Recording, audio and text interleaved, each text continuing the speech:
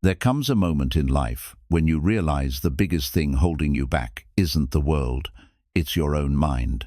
The fears you replay, the habits you protect, the doubts you feed, they become the prison you live in. The old you isn't who you used to be, it's who you keep choosing to remain.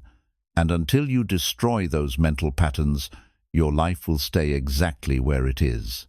Growth doesn't begin with motivation, it begins with destruction. You must break the thoughts that keep you small, kill the excuses that keep you stuck, and silence the voice that tells you to wait, fear, hesitate, or shrink. You cannot build a new life on top of a mind that still believes in your limitations. The old you must die so the real you can rise. This audiobook will show you how to rebuild yourself from the inside out. Not by forcing change, but by breaking the illusions you've lived under for years, the lies, the insecurities, the beliefs that were never yours to carry.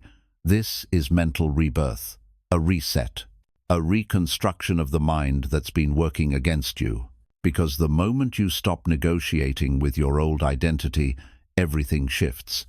And when you finally rebuild the mind that's been holding you back, the world can no longer stop you. Let's begin. Chapter 1. Your old identity is the enemy of your future. Your old identity is not just a memory, it is the mental framework that has shaped every decision you've made until now. It is the collection of fears, beliefs, and habits built from your past experiences, your environment, your mistakes, and your pain. And even though that identity was formed to protect you, it is now the exact thing limiting you. The old you is comfortable, predictable, and safe, but safe is not the same as successful.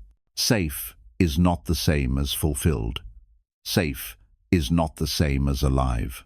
Your old identity convinces you that change is dangerous. It tells you that stepping into something new is risky, uncertain, or overwhelming. It makes you cling to what you know, even when what you know is hurting you. It keeps you stuck in routines that no longer serve you, because it fears discomfort more than it desires transformation. The old you always wants permission, reassurance, guarantees things the future will never give you.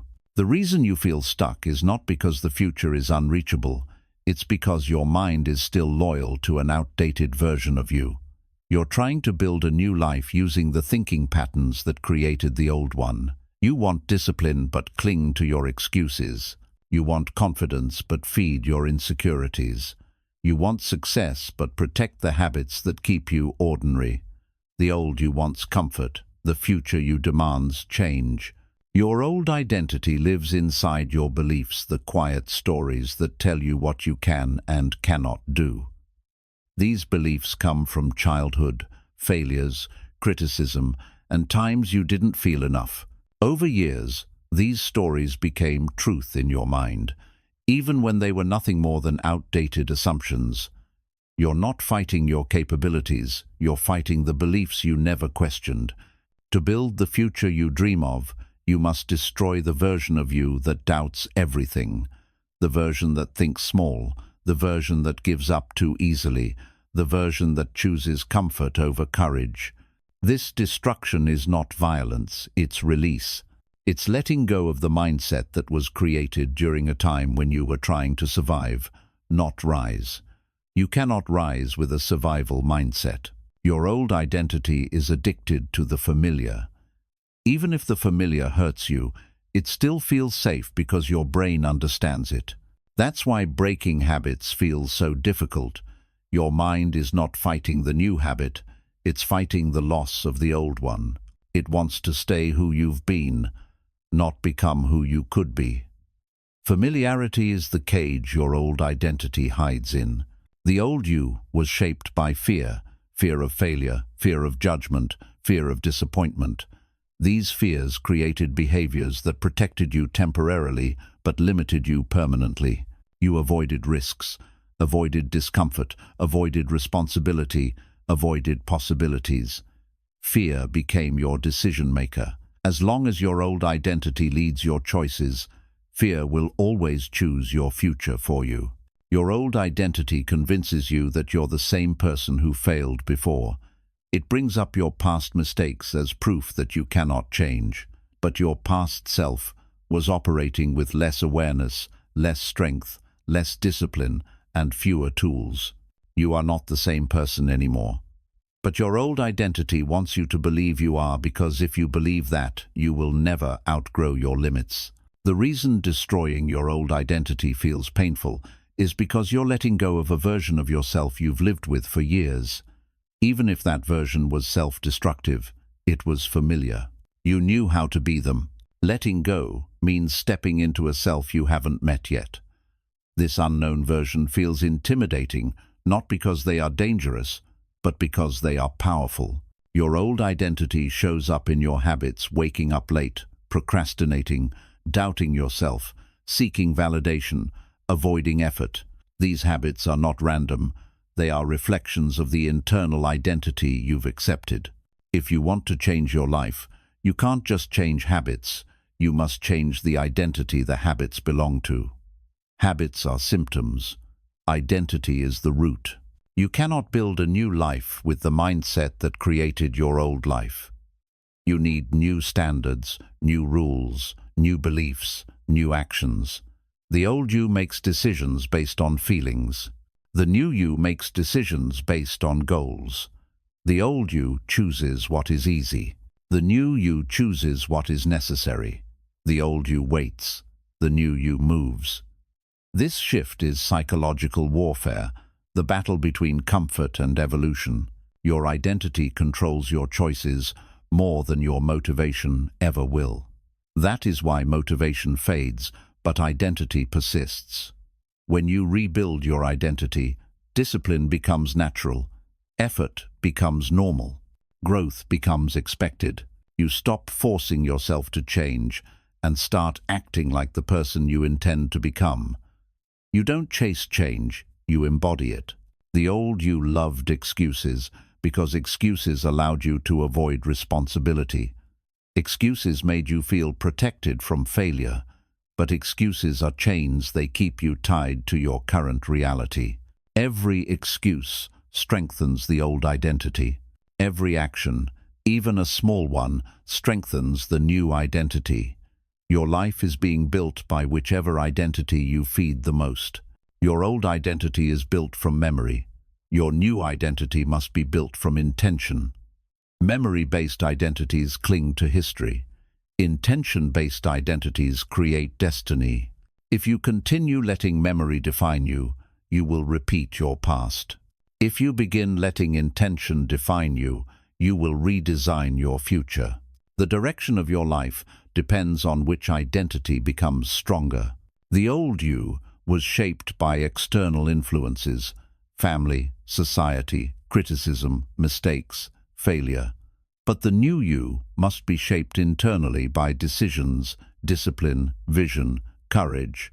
You can't control where your old identity came from, but you can control who you become next. Rebuilding yourself isn't about rewriting your past, it's about rewriting your patterns.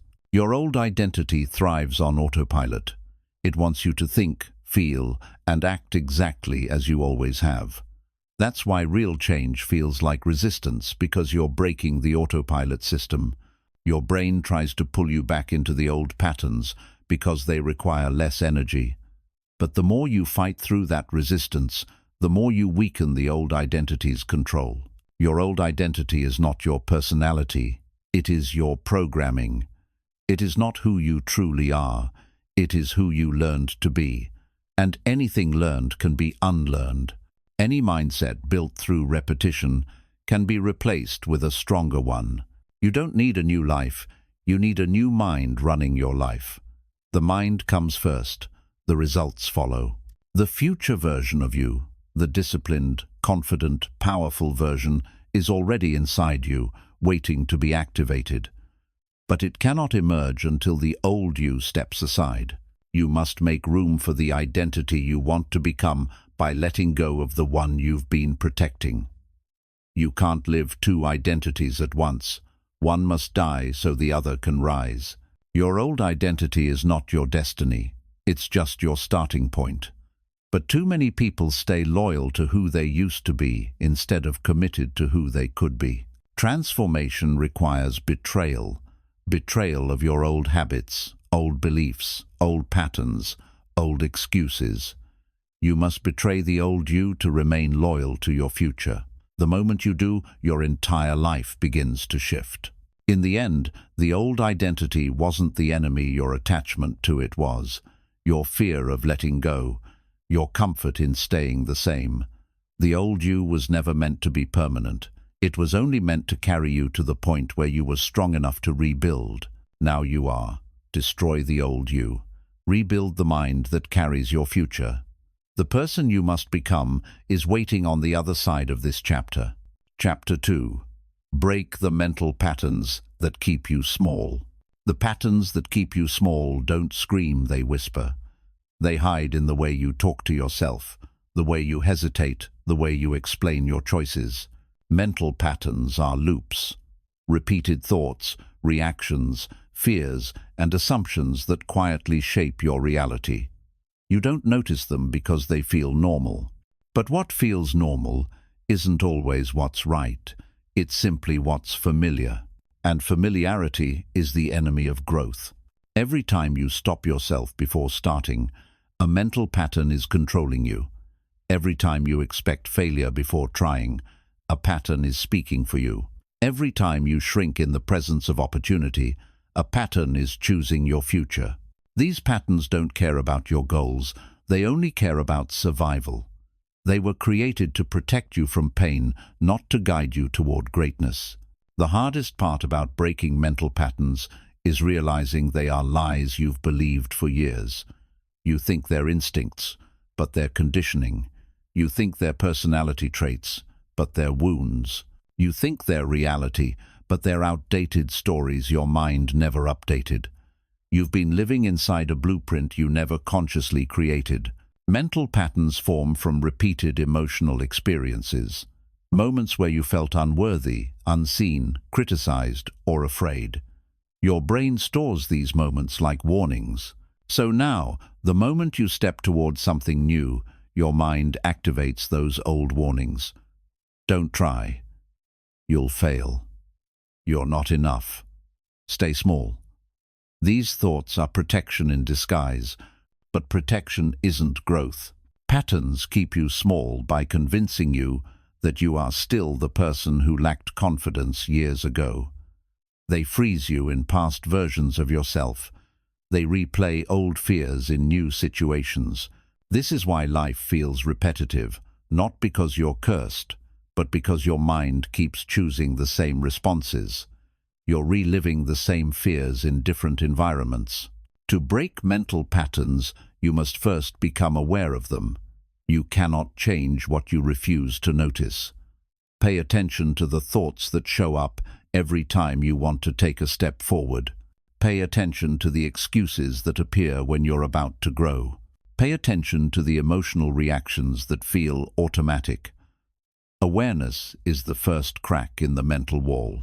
Once you recognize a pattern, you begin to understand its strategy.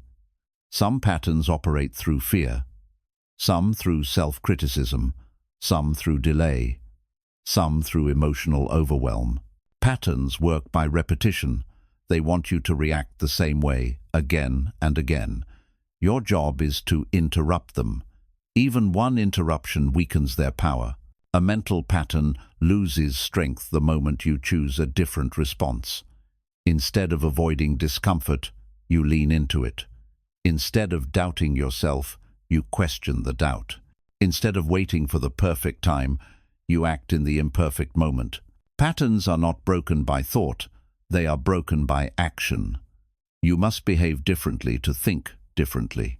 Patterns also exist in your identity, the stories you tell yourself about who you are. You say things like, "I'm not disciplined. I'm always anxious. I can't focus. I'm not confident." These aren't facts. They're patterns. Every time you repeat them, you reinforce them. The brain listens to your identity statements. Change the story, and you change the pattern. The mind protects patterns because they feel safe. Even destructive patterns feel safe if they're familiar. Procrastination feels safe. Self-doubt feels safe. Overthinking feels safe. They give you the illusion of control, but it's false control. You're not controlling the outcome, you're avoiding responsibility. Safety becomes a cage disguised as comfort. To break the patterns that keep you small, you must be willing to tolerate discomfort. Every new thought, habit, or identity shift feels unnatural at first. That discomfort you feel is not a sign something is wrong, it's a sign something is changing. The old pattern wants to snap back. Your job is to hold the new behavior long enough for it to become the new normal.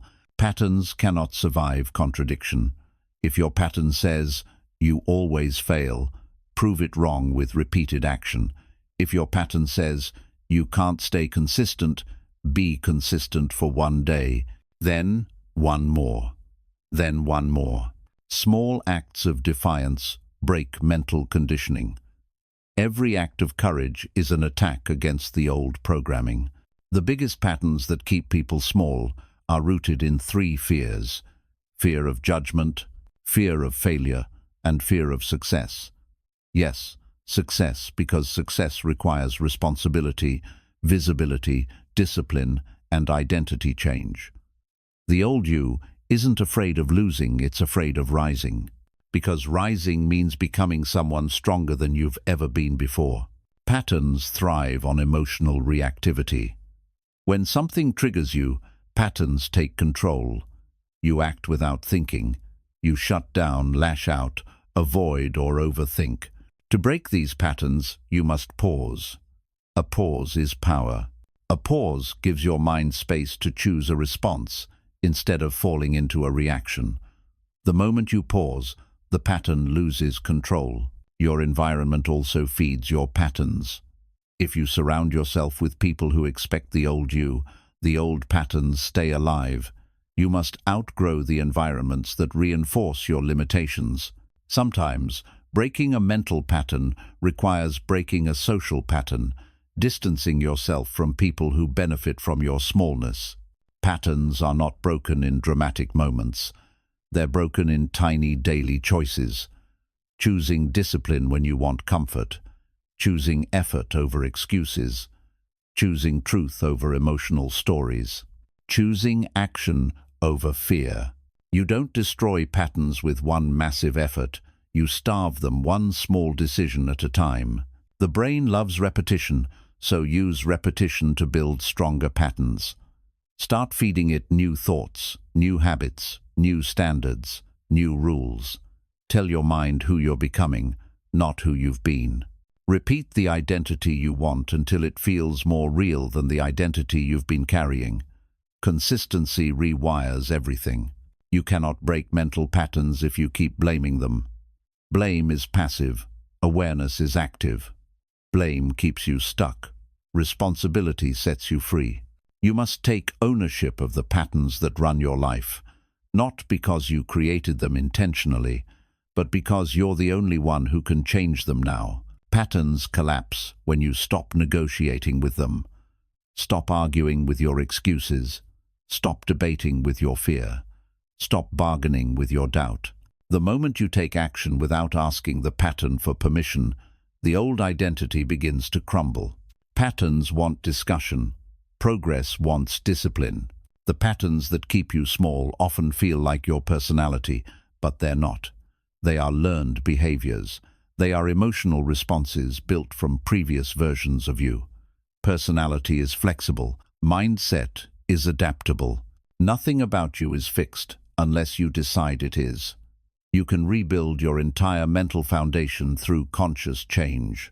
Self-sabotage is the strongest pattern of all. The moment things start going well, your mind tries to pull you back to the old comfort zone. You suddenly feel fear, doubt, or resistance. That's not intuition. It's the old identity panicking. It sees that you're outgrowing it. Self-sabotage is a pattern's last attempt to survive. Don't fall for it. Patterns break fastest when you replace them instead of resisting them. If you want to stop procrastinating, don't fight procrastination, build momentum. If you want to stop doubting yourself, don't argue with doubt, build competence. If you want to stop negative self-talk, don't silence it, drown it out with truth. Replacement beats resistance. The reason small changes feel powerful is because they interrupt huge patterns. A 5-minute workout challenges years of inactivity. Reading one page challenges years of mental stagnation. Saying no once challenges years of people-pleasing. Doing something uncomfortable for 1 minute challenges years of fear. Small steps can break enormous chains. Patterns lose their power when you stop identifying with them. Instead of saying, "I am anxious," say, "I am experiencing anxiety." Instead of, "I am lazy," say, "I have been acting lazily." Instead of, "I can't change," say, "I haven't changed yet." Language matters. It separates you from the pattern and gives you the power to rewrite it. Your mind becomes small when your thoughts repeat the same limitations. To grow, you must expose your brain to new ideas, new environments, new challenges, new conversations. Expansion destroys smallness. Your mind will only grow into the size of the world you allow it to experience. Break the pattern by breaking the monotony. Every time you challenge a pattern, you're chiseling away at the old identity. It might not feel like progress because the changes are subtle, but patterns break slowly, then suddenly. One day, the old reaction simply doesn't appear. One day, the old fear doesn't feel as strong. One day, you respond with strength instead of withdrawal. That's the moment you realize the pattern is breaking. Patterns collapse when you act in alignment with your future self instead of your past self. Ask yourself daily, what would the strongest version of me do right now? That question alone can break patterns because it shifts your decisions toward your evolution. The future identity becomes the guide, not the old one. Many patterns survive because you've never proven them wrong. They tell you, you can't, and you believe them because you've never tried long enough to gather evidence. The moment you commit long enough to prove the pattern wrong, it dies. Patterns cannot survive proof. Évidence destroit excuses. Patterns are invisible until you step outside them. You don't realize how small your mind has become until you begin expanding it.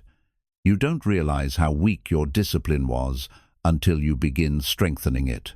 You don't realize how trapped you were until you begin freeing yourself. Awareness grows only when effort begins. Breaking mental patterns requires emotional honesty. You must admit the truth. You've been in your own way. You've been repeating the same mistakes. You've been living below your potential. This truth isn't meant to shame you, it's meant to wake you. You can't change what you refuse to confront. Honesty is the beginning of liberation. To break the patterns that keep you small, you must stop expecting the universe to change first. The universe does not move until you do. You must change your actions before your life changes its results. You must rebuild your mind before your reality rebuilds itself. Internal transformation always precedes external evolution. In the end, breaking mental patterns is not about becoming someone new. It's about removing everything that was never truly you. Fear was learned. Doubt was learned. Insecurity was learned. Playing small was learned. And anything learned can be unlearned. You are not breaking yourself, you are breaking free. The patterns that once kept you small will become the very proof of how much you outgrew. Chapter 3. Replace self. Doubt with self-command. Self-doubt is not a weakness. It is a habit your mind learned from years of criticism, fear, and uncertain experiences. The problem is that self-doubt speaks in a voice that sounds like your own, so you believe it without question. It tells you to wait, to hold back, to shrink, to second-guess, and you obey because you think the thought is you. But self-doubt is not your intuition. It is the echo of an untrained mind. Replacing it with self-command requires you to recognize that thoughts are suggestions, not instructions. Self-command begins when you stop assuming your doubts are telling the truth. Doubt exaggerates danger and minimizes your ability. It shows you the worst possible outcomes and hides the best ones. When self-command enters, you begin questioning those stories. You learn to say, "This feeling is familiar, but it is not fact." You separate emotion from evidence. You stop treating doubt like destiny. This is how you reclaim control over your inner narrative. Your mind obeys the voice you strengthen. If the loudest voice is doubt, you will always hesitate. If the dominant voice is self-command, you will act even when uncomfortable. Self-command doesn't mean you stop feeling fear. It means you refuse to let fear decide for you. It is the mental discipline of choosing action over anxiety, clarity over confusion, and courage over comfort. You learn to lead your thoughts instead of being led by them. The reason self-doubt feels powerful is because it has been repeated for years. Thoughts gain authority through repetition. If you tell yourself you're incapable long enough, your brain begins to believe it and shapes your behavior around it. Self-command works the same way. When you consistently tell your mind what to focus on, how to act, and who to become, your brain rewires itself around those commands. Affirmation turns into identity. Self-command starts with language. The words you use internally shape your emotional reality. When you say, "I can't," your brain shuts down possibility. When you say, "I can figure this out," your brain opens up pathways. The shift is subtle but powerful. Doubt says, "This is too much." Command says, "Let's take the next step." Doubt sees limits. Command sees solutions. Your entire mindset transforms the moment you change the tone of your self-talk. Most people wait until they feel confident before taking action. Self-command flips the sequence. You act first, and confidence follows. Action creates certainty. Every time you face discomfort and still move forward, you gather evidence that you're capable. This evidence destroys doubt. Self-doubt survives only when you avoid action. The more you do, the weaker doubt becomes, because the mind cannot argue with results. Self-command is not yelling at yourself, it's leading yourself. It is the calm voice that shows up when fear screams. It is the internal anchor that keeps you steady when emotions pull you in every direction. It is the presence inside you that says, "We've handled hard things before. We can handle this too." Command is quiet but powerful. Doubt is loud but fragile. The more you strengthen command, the more doubt cracks. One of the fastest ways to replace self-doubt is through micro-decisions. Tiny moments where you assert control. Choosing to get up when you want to stay in bed. Choosing to speak when silence feels safer. Choosing to try when your mind says, "Not today." These decisions prove to your brain that you are in charge. Each micro-decision builds self-command like a brick in a new mental foundation. Self-doubt often hides behind perfectionism. You convince yourself you're being responsible, careful, or prepared, but really, you're stalling. The fear of doing something wrong becomes stronger than the desire to do something right. Self-command frees you from perfection by shifting your focus to progress. It teaches you to value movement over flawlessness. You learn that done is better than perfect, and progress is better than paralysis. Another enemy of self-command is comparison. Comparing yourself to others strengthens doubt because you measure your worth through someone else's timeline. Command redirects your attention inward. It reminds you that you're not competing with anyone. You're evolving from who you were yesterday. When you stop comparing, you stop shrinking. Self-command grows strongest when you evaluate yourself based on your own growth, not someone else's achievements. Breaking the grip of self-doubt requires emotional discipline. Your emotions are real but not always accurate. Doubt is often an emotional response masquerading as logic. Self-command recognizes this and teaches you to pause. A pause interrupts the emotional spiral. It gives your rational mind space to speak. When you pause before reacting, you weaken doubt's influence and strengthen your ability to choose deliberately. Self-command thrives on clarity. Doubt thrives on confusion. When you don't know what you want, doubt fills the space with fear. When you define your goals, doubt loses power. Clarity doesn't remove fear, but it gives your mind direction. A directed mind is harder to shake. When your purpose is strong, your doubts must fight harder to distract you, and they eventually lose. To replace self-doubt, you must stop feeding it with attention. Doubt grows when you analyze it, argue with it, or try to justify it. Self-command grows when you shift your focus to action. The more time you spend doing, the less time you have to doubt. People who act boldly don't have fewer doubts, they simply spend less energy negotiating with them. Action starves doubt. Your environment can either strengthen doubt or strengthen command. Surrounding yourself with people who question everything you do reinforces self-doubt.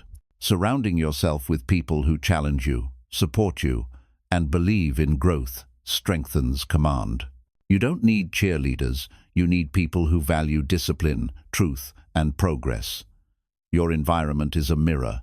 Choose one that reflects the person you want to become.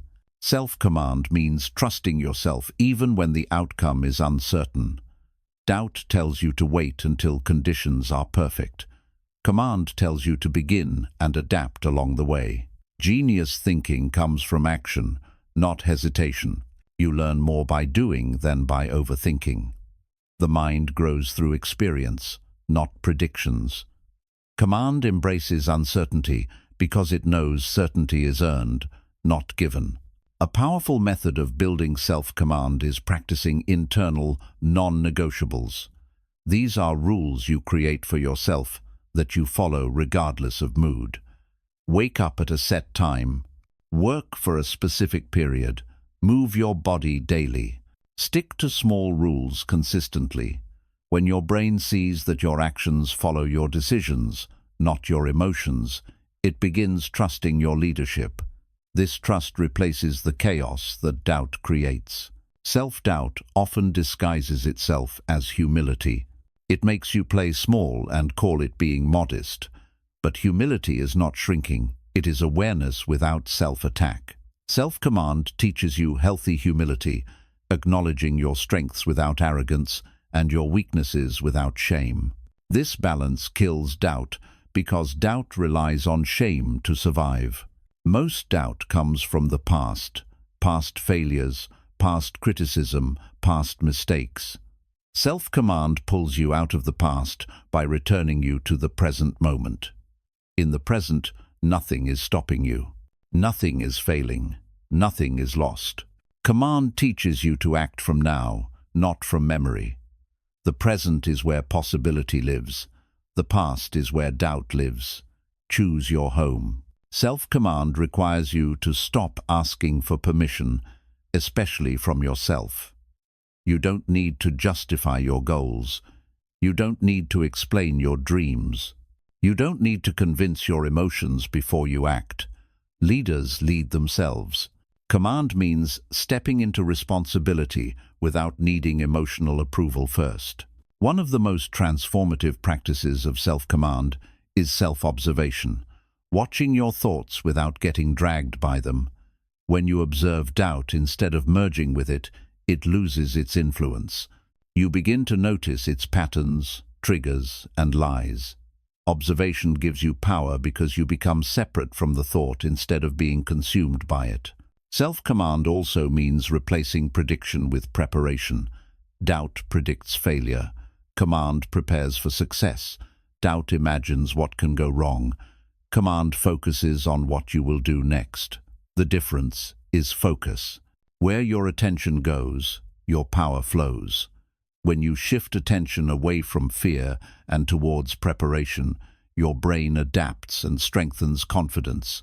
Your body plays a role too. The physiology of doubt is weak posture, shallow breathing, scattered movement. The physiology of command is grounded posture, steady breathing, and deliberate action. Your body affects your mind. If you stand like someone who trusts themselves, your mind begins to follow. Embodiment is part of replacing self-doubt. Every time you follow through on a promise to yourself, self-command grows. Every time you break a promise, doubt grows. Integrity with yourself is the foundation of personal power. Self-command is built on self-trust, and self-trust is built on consistency. Even small wins matter. They accumulate into inner authority. Self-command teaches you to act from identity, not emotion. You don't go to the gym because you feel like it. You go because you are someone who trains. You don't work on your goals when you're inspired. You work because you are someone who builds. Identity-based action is unstoppable. It transforms discipline from effort into expression. Replacing doubt requires you to challenge your thinking patterns. Doubt often speaks in absolutes. You always fail. You never follow through. You can't handle this. Command breaks those absolutes by introducing possibility. What if I can? What if I learn? What if I improve? The brain will always follow the question with the strongest emotional charge.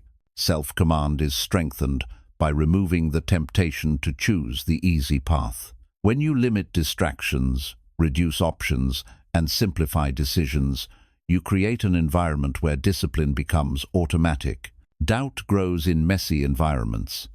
Command grows in structured ones. Order strengthens clarity. Self-doubt is loudest when you are tired, overwhelmed, or emotionally drained. Command recognizes this and teaches you to manage your energy, not just your thoughts. Rest is part of discipline. You can't command a fatigued mind. When your energy is stable, doubt loses its emotional leverage. Replacing self-doubt means embracing imperfection, not as failure, but as part of growth. Doubt demands perfection, command demands progress. When you accept that mistakes are necessary, not shameful, you kill a major source of doubt. You stop interpreting mistakes as identity and start interpreting them as training. Self-command also teaches emotional resilience. Doubt collapses when you stop running from discomfort.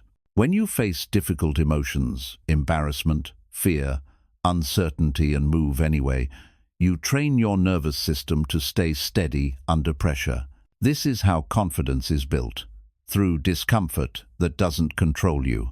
Another core element of self-command is visualization. Seeing the version of yourself who acts boldly, thinks clearly, and moves with intention. The brain doesn't fully distinguish imagination from experience. Visualization gives your mind a new blueprint. When you see yourself as powerful, your actions begin to align with that image. Replacing self-doubt requires eliminating the addiction to validation.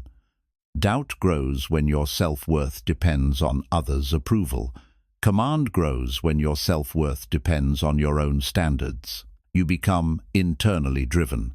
You stop shrinking when unseen and stop performing when watched. You act for yourself, not for applause. Self-command teaches you to separate identity from outcome. If something fails, you're not a failure. It's just data.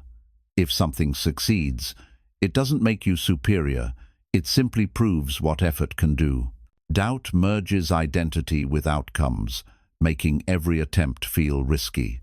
Command keeps identity stable, making action safe. You also replace self-doubt by practicing intentional awareness. Ask yourself, whose voice is this? Many doubts are inherited from parents, teachers, society, past relationships. When you identify a thought that isn't truly yours, it loses power. Awareness frees you from mental voices that were never meant to guide you. Another powerful tool is committing to small daily challenges. Cold showers, hard conversations, finishing tasks you avoid. These create controlled discomfort. When you repeatedly choose something uncomfortable, you send a message to your mind. I am the one in control. This message weakens doubt's grip every time you act. Self-command grows massively when you create internal standards that are higher than your external environment. Do more than what is required. Improve when no one is watching. Push yourself beyond minimum effort. When your standards rise, doubt dies. The brain begins seeing you as someone who can handle more, achieve more, and become more. Replacing doubt also requires letting go of the identity that was built around being cautious, quiet, hesitant, or fearful.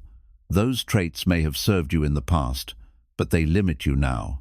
Self-command involves shedding the versions of you that survive by staying small. Growth requires identity evolution. Self-command becomes stronger when you consistently choose clarity over excuses. Doubt creates excuses that sound reasonable. I'm tired. I'm not ready. It's not the right time. Command sees through the illusion. It recognizes that excuses are simply emotional stories that protect old habits. Cutting through excuses is an act of personal liberation. The final stage of replacing self-doubt is learning to trust yourself deeply, not because you know everything, but because you're willing to face anything. That level of self-trust makes doubt irrelevant.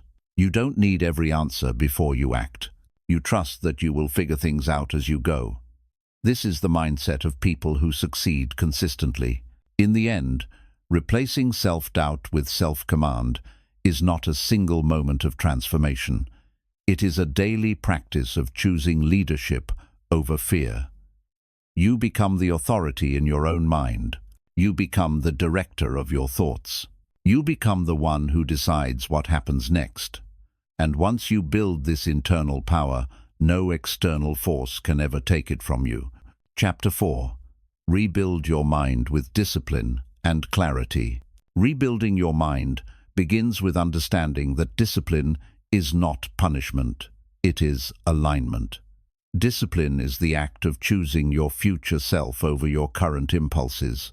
It is the decision to build a mind that works for you instead of against you. Most people think discipline is about forcing yourself into harsh routines, but real discipline is about clarity. Knowing what you want so clearly that distractions lose their power. Clarity is the foundation of mental strength. Without clarity, your mind wanders into doubt, fear, and confusion. You chase multiple goals, but commit to none. When you define what you want with precision, who you want to become, what habits you need, what standards you must follow, your brain becomes organized. Clarity simplifies your life. It removes unnecessary decisions and clears the fog that fuels hesitation. A mind without discipline is chaotic.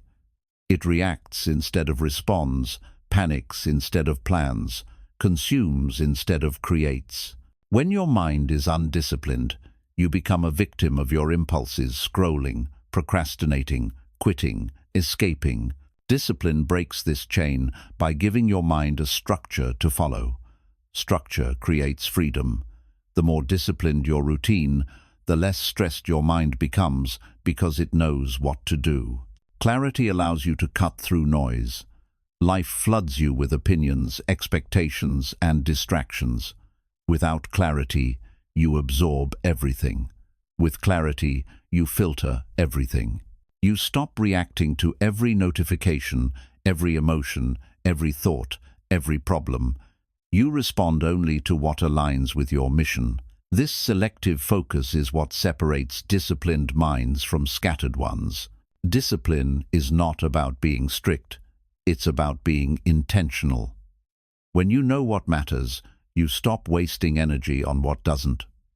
You stop filling your mind with chaos and start feeding it with purpose. You begin choosing habits that sharpen you, conversations that elevate you, environments that support you. Discipline becomes a lifestyle, not an effort. You don't force it, you align with it.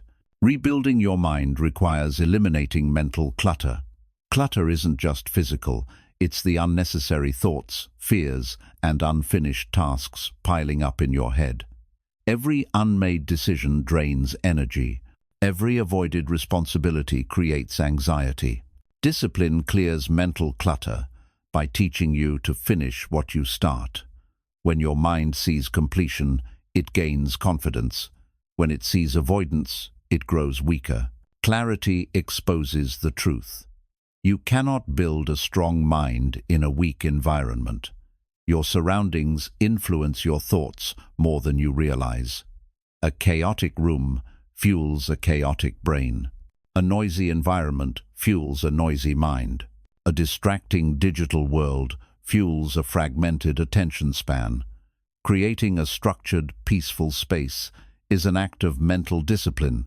It shapes your thoughts before you even think them. Discipline also involves emotional clarity. Most people don't understand their emotions. They react to them blindly. When you have clarity, you notice patterns.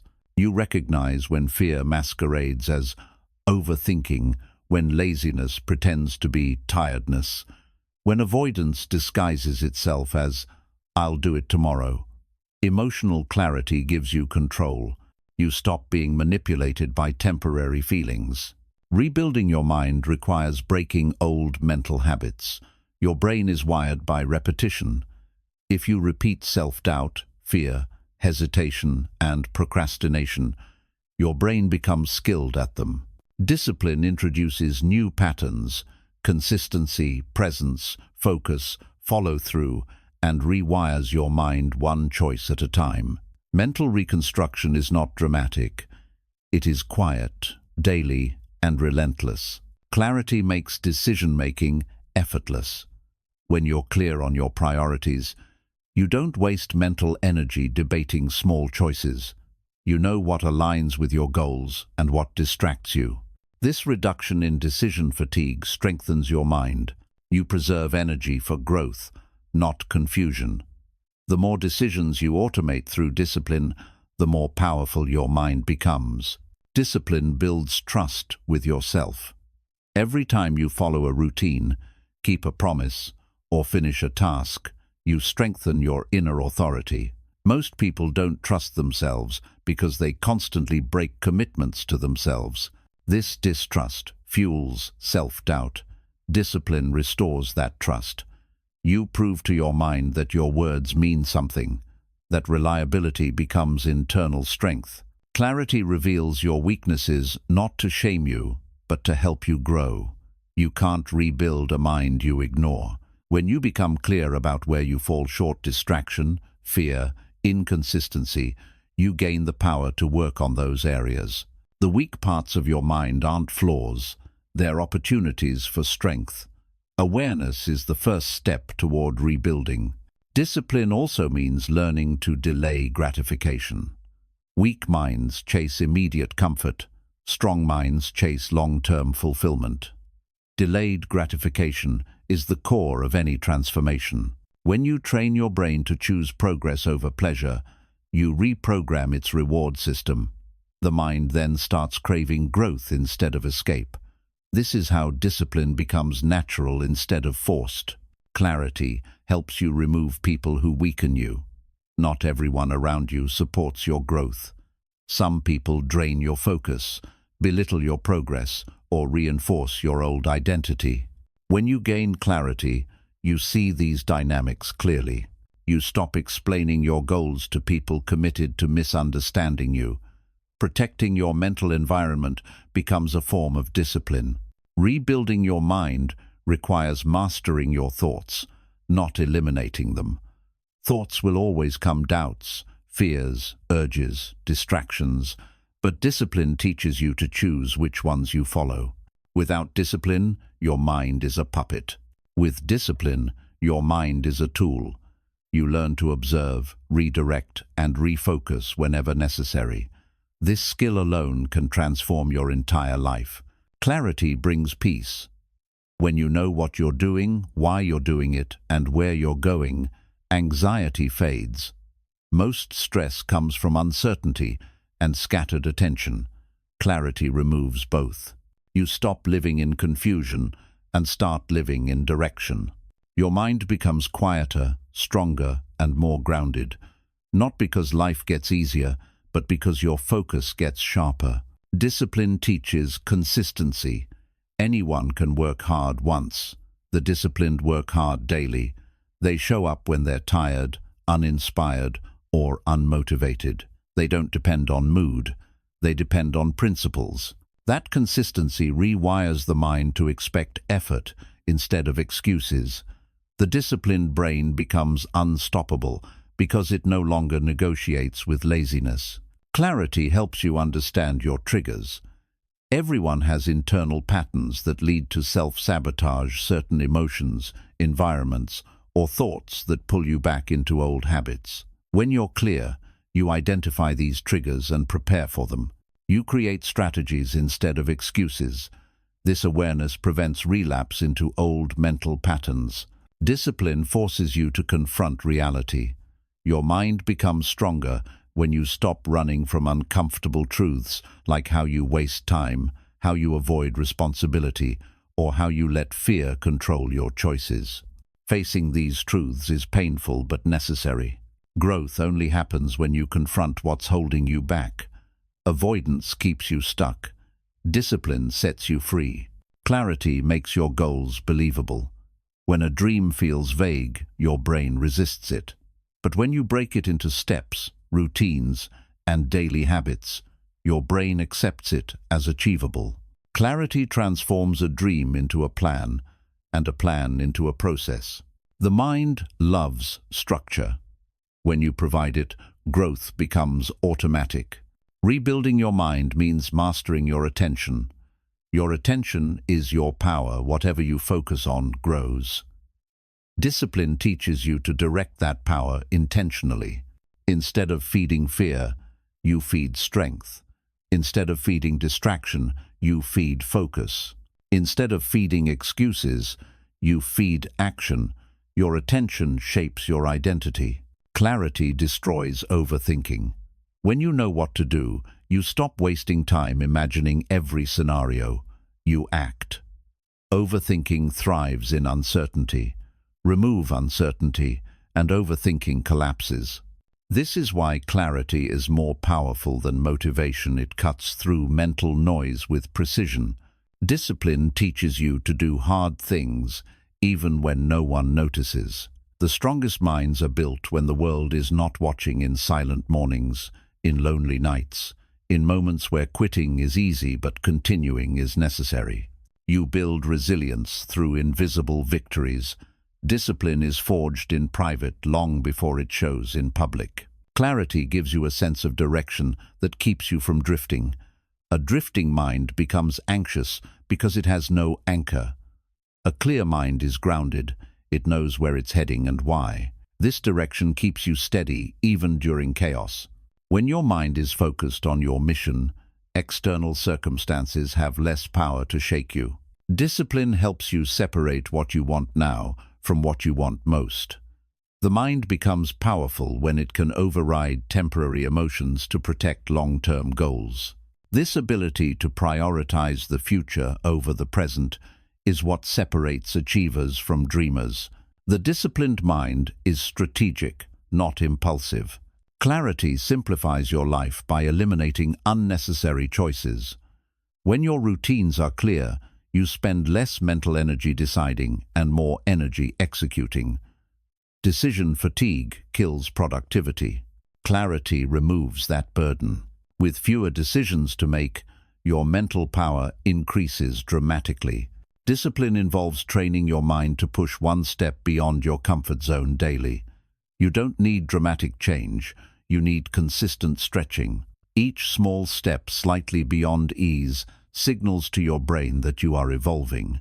Over time, your comfort zone expands, and what once felt impossible becomes normal.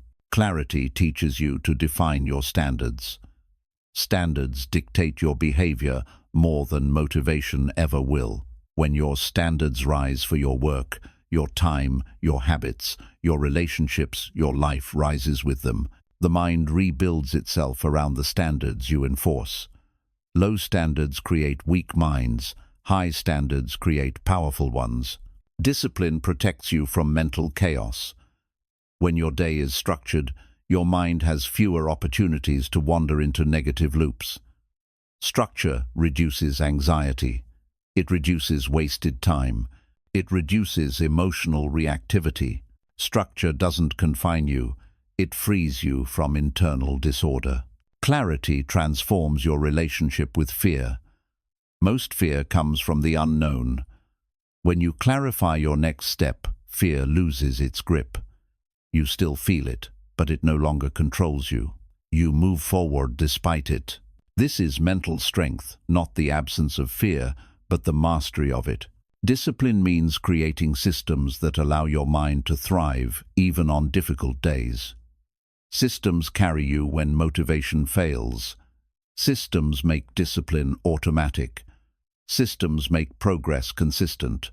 A strong mind relies on systems, not mood. Discipline is the architect of those systems. Clarity reconnects you with your purpose.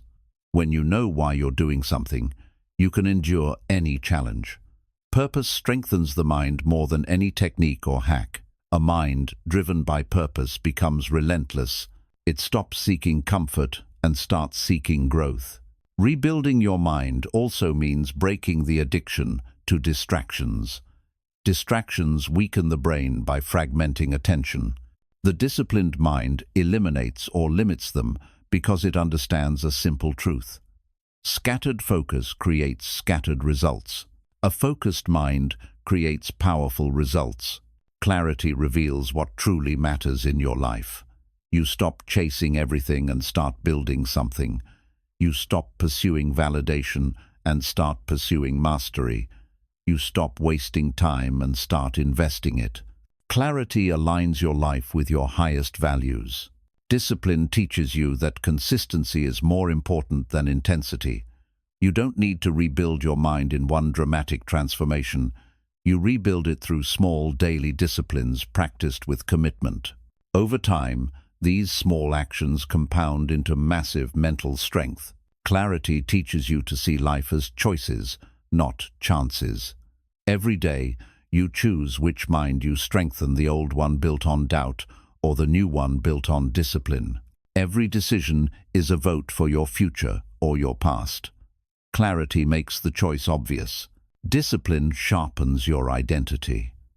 You stop seeing yourself as a victim of thoughts and start seeing yourself as the creator of them. You begin to recognize your own power. You stop negotiating with your excuses. You step into your authority. Clarity brings confidence because confidence comes from understanding your goals, your plan, your capabilities. When you know what you're doing and why, confidence becomes a natural byproduct. It grows quietly, steadily, and authentically. In the end, rebuilding your mind with discipline and clarity is the foundation of becoming unstoppable. When your mind is disciplined, you become consistent. When your mind is clear, you become focused. And when you are both consistent and focused, nothing in your life remains the same. You create the mental strength needed to destroy the old you and rise into the version of yourself you were meant to become. Chapter 5. Kill the habits that are destroying your potential. The habits that are destroying your potential don't announce themselves. They don't appear dramatic or dangerous. They creep in quietly: 5 minutes of scrolling, one skipped task, one delayed decision, and over time they shape a mind that resists growth. The truth is, your life is not limited by your abilities. It is limited by the habits you've allowed. If your habits do not match your goals will shrink to match your habits. Every destructive habit begins as comfort. Procrastination feels harmless because it happens in small doses. Avoidance feels safe because it prevents discomfort. Overthinking feels responsible because it keeps you from making mistakes. But all of these habits steal your potential gradually, silently, until you wake up wondering why your life looks the same year after year. Growth dies in comfort. One of the deadliest habits is choosing temporary pleasure over long-term purpose. Your brain is wired to chase immediate rewards: food, entertainment, distraction, rest. But every time you choose what feels good now, instead of what feels right for your future, you weaken your discipline. You teach your mind to value comfort over evolution, and the more you do it, the harder it becomes to break. Another destructive habit is your addiction to escape. You run from boredom, from silence, from difficult emotions, Instead of facing them, you drown them with screens, noise, company, or sleep. But avoidance never solves anything. It postpones responsibility and multiplies mental pressure. The habit of running weakens your mind. Strength only grows when you confront what you've been avoiding. Self-doubt is also a habit, a repeated pattern of thinking that convinces you you're not enough. It begins with small thoughts. What if I fail? What will they think? Maybe I'm not ready. Over time, these thoughts form a mindset that stops you from even trying. Doubt becomes automatic. If you don't kill this habit, it will kill your potential before you even test it. The habit of quitting too early is another silent destroyer. You start projects with enthusiasm, but abandon them at the first sign of discomfort. You want results quickly, and when reality requires patience, you retreat. This pattern teaches your brain that quitting is acceptable. To break it, you must become the type of person who finishes what they start. Completion is a muscle. The more you practice it, the stronger it becomes. One of the most destructive habits is lying to yourself. You tell yourself you'll start tomorrow, try later, do it when the time is right. But deep down, you know these are excuses. Self-deception creates a mind that cannot trust itself. And when you cannot trust your own words, discipline becomes impossible. Honesty is not about guilt, it's about responsibility. The habit of low standards sabotages your potential. When you tolerate mediocrity in your work, your routines, your relationships, you train your brain to accept less than what you are capable of. Standards shape identity. If your standards are weak, your results will be weak. Raising your standards forces your habits to evolve. Another habit that destroys growth is emotional impulsiveness. Without emotional discipline, your mind becomes a slave to moods. You work only when inspired, act only when confident, move only when comfortable. But greatness doesn't come from emotion, it comes from consistency. You must break the habit of obeying your feelings and replace it with the habit of honoring your goals. The habit of distraction is the modern enemy of potential. You allow notifications, messages, entertainment, and noise to hijack your mind. Every time you let your attention scatter, you weaken your ability to focus. A distracted mind cannot create anything powerful. You must kill the habit of giving your attention freely to everything that demands it. Overthinking is another destructive habit disguised as intelligence. You believe thinking more prepares you better, but in reality, it paralyzes you. Overthinking destroys clarity, delays action, and creates anxiety. The habit of overthinking must be replaced with the habit of acting, reflecting, and adjusting, not endlessly analyzing. The habit of complaining weakens your potential by shifting your focus from solutions to problems. Complaining trains your mind to look for obstacles, not opportunities. It keeps you helpless, passive, and emotionally drained. To break this habit, practice gratitude and responsibility. You cannot complain and grow at the same time. One of the most toxic habits is waiting for motivation. Motivation is inconsistent and unreliable. When you depend on it, you become inconsistent too. Discipline is the antidote. Replace the habit of waiting with the habit of starting. Starting messy, starting tired, starting unsure, but starting anyway. Action creates motivation, not the other way around. The habit of comparing yourself to others kills your potential by distracting you from your own path. You measure your progress by someone else's timeline, someone else's achievements, someone else's highlight reel.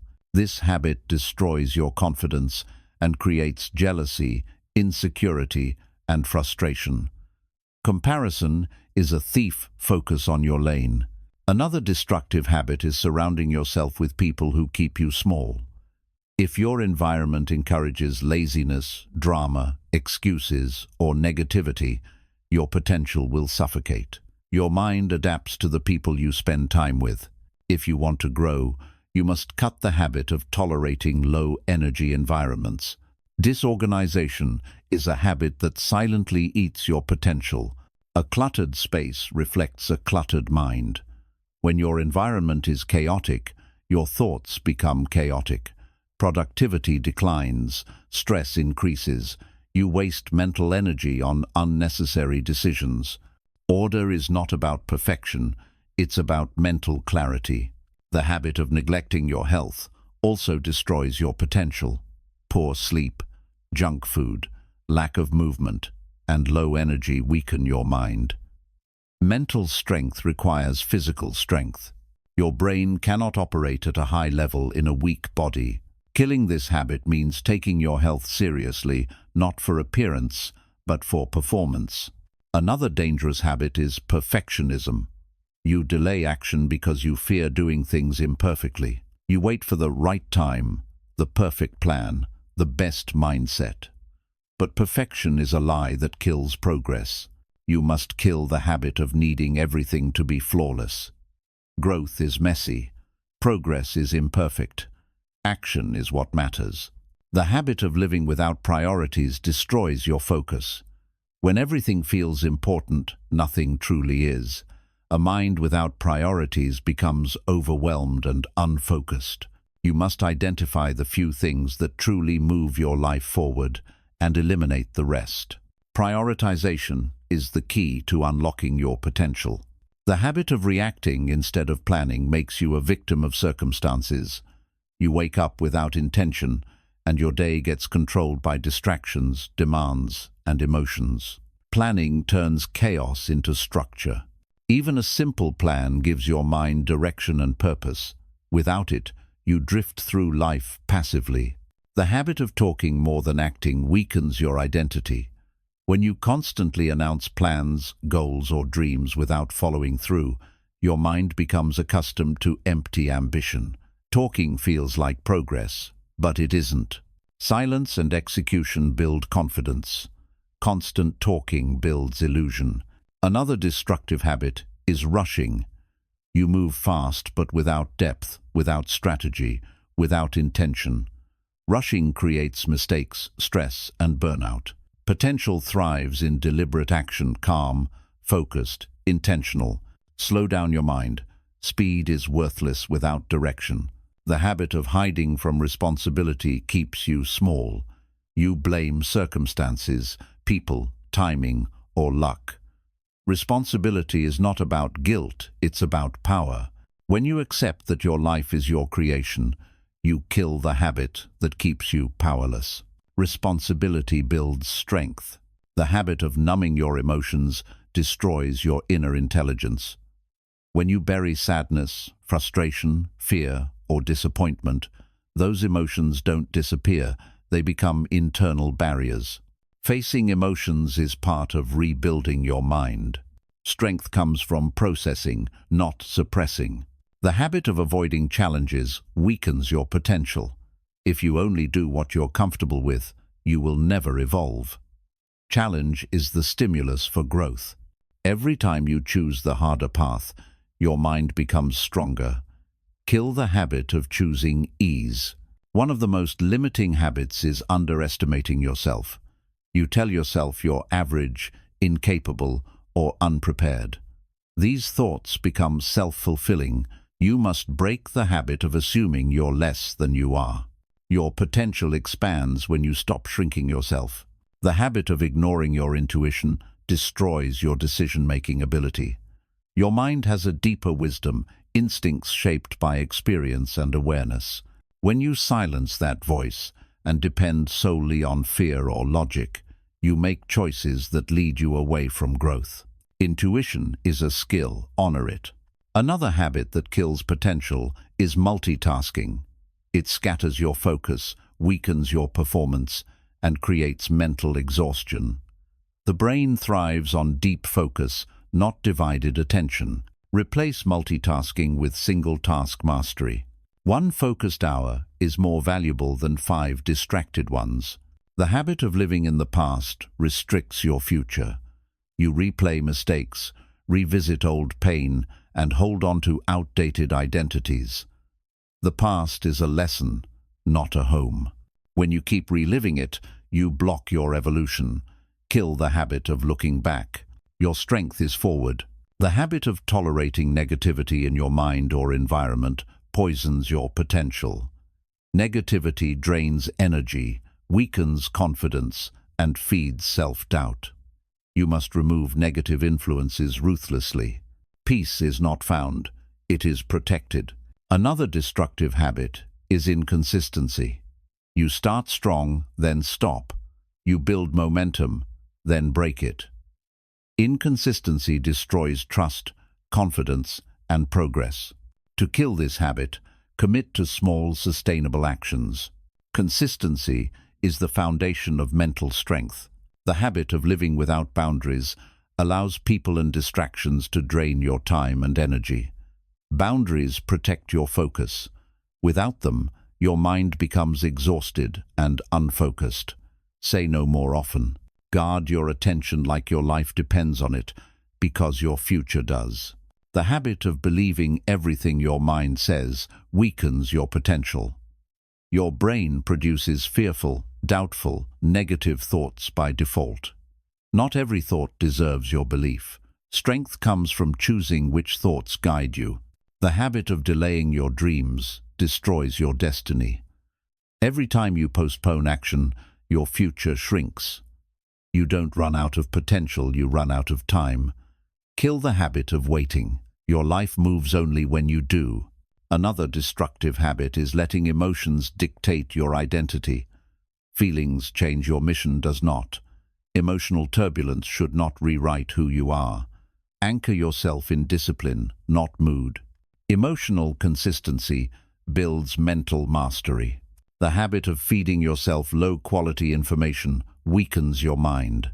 Junk content produces junk thoughts. What you consume shapes how you think, what you believe, and who you become. Replace mental junk food with material that challenges and grows you. The habit of giving up when things get uncomfortable is the ultimate barrier. Discomfort is the threshold between the old you and the new you. Every time you push through discomfort, you become someone stronger. Every time you avoid it, you reinforce your limits. The habit of thinking small is the quiet killer of potential. You limit your goals because you fear disappointment. You shrink your dreams to avoid risk. You lower your expectations to avoid failure. Kill the habit of small thinking. Your mind expands when your vision expands. In the end, killing the habits that destroy your potential is not about perfection, it's about awareness and action. When you stop feeding these habits, you weaken the old you. When you replace them with discipline, clarity, and intentional routines, you rebuild the mind capable of becoming unstoppable. Your future depends on which habits you choose to kill and which habits you choose to grow. One of the most destructive habits you must kill is the habit of hiding your potential behind excuses that sound intelligent. You tell yourself you need more time, more knowledge, more confidence, more certainty before you begin. But these are illusions crafted by fear. Your mind uses sophistication to justify stagnation. Excuses may sound smart, but they keep your life small. Greatness begins the moment you stop explaining your limits and start challenging them. Another habit destroying your growth is letting your mornings slip into chaos. The moment you wake up, you enter a mental state of either mastery or reaction. If your first action is scrolling, you begin the day distracted. If your first action is avoidance, you begin the day defeated. You must kill the habit of careless mornings. Your morning is the foundation of your discipline, and discipline is the foundation of your life. The habit of living without urgency kills more dreams than failure ever will. You assume you have endless time to evolve, improve, and rebuild. But days pass faster than you realize. Every day you delay is a day you can never get back. The habit of acting later is the slowest form of self-destruction. Urgency doesn't mean rushing, it means respecting your time enough to use it well. Another toxic habit is internalizing past criticism as permanent truth. Words spoken by others in anger, in ignorance, in insecurity, become beliefs inside your mind. You replay them, believe them, and shape your identity around them. But another person's opinion is not your fate. Kill the habit of letting old voices dictate your new potential. You are not defined by what hurt you. The habit of chasing validation weakens your inner authority. When you depend on external approval, you hand over control of your life. You stop acting from purpose and start acting for attention. This habit makes you abandon your values just to be liked. Kill it. When you validate yourself through discipline and effort, you no longer need the world's applause. One of the most damaging habits is tolerating almost. Almost finishing, almost trying, almost being consistent. Almost is the illusion of effort without the reality of progress. It trains your mind to accept mediocrity. To break this habit, you must demand completion from yourself. Partial effort builds partial identity. Full effort builds unstoppable identity. The habit of constantly starting over without learning weakens your confidence. You restart goals repeatedly, but never refine your approach. Without reflection, you repeat the same mistakes. Without adapting, you recycle the same failures. Kill the habit of starting blind. Study your patterns. Learn your weaknesses. Adjust your strategy. Improvement grows when repetition becomes refinement. Another potential killing habit is overcommitting. You say yes to everything, tasks, obligations, conversations, responsibilities, and drain your energy on what doesn't matter. Overcommitment leads to burnout, resentment, and scattered focus. Kill the habit of saying yes without intention. Protect your mental bandwidth. Your focus is precious. The habit of avoiding silence destroys your clarity. Silence forces you to face your real thoughts, your real desires, your real fears. Most people drown silence with noise because they don't want to meet themselves, but silence is where insight grows. Kill the habit of avoiding quiet moments. Learn to sit with yourself. Clarity lives in stillness. The habit of rushing decisions weakens your judgment. Impulsivity is not bravery, it's escape from discomfort. Rushing leads to mistakes that cost time, energy, and confidence. Kill the habit of reacting quickly without thought. Slow your mind. Breathe before you choose. Deliberate decisions build deliberate lives. One of the habits that destroys potential is living for dopamine instead of discipline. Fast pleasure rewires the brain to crave shortcuts, instant wins, and easy escapes. The more you feed this craving, the weaker your long-term focus becomes. Kill the habit of chasing temporary highs.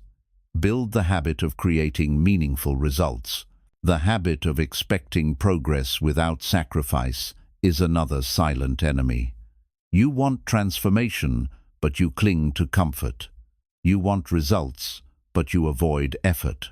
You want change, but you keep your old habits alive. Kill the habit of wanting growth without paying the price. Progress demands discomfort. Strength demands challenge. Another destructive habit is letting fear speak louder than logic. You let anxious thoughts dictate your choices, even when evidence says otherwise. Fear exaggerates outcomes, rewrites memories, and manipulates your actions. Kill the habit of believing the fear-driven narrative. Fear is loud, but it is rarely accurate. Lead with intention instead. The habit of isolating yourself when things get difficult weakens your resilience. You retreat, shut down, and carry burdens alone. But isolation magnifies problems and shrinks solutions. Kill the habit of disappearing when you're overwhelmed. Seek perspective, ask questions, learn from others. Growth requires connection. The habit of consuming more than you create destroys your potential. You binge content, advice, quotes, videos, knowledge, but rarely execute. This creates the illusion of progress without the reality of change. Kill the habit of passive consumption. Replace it with active creation.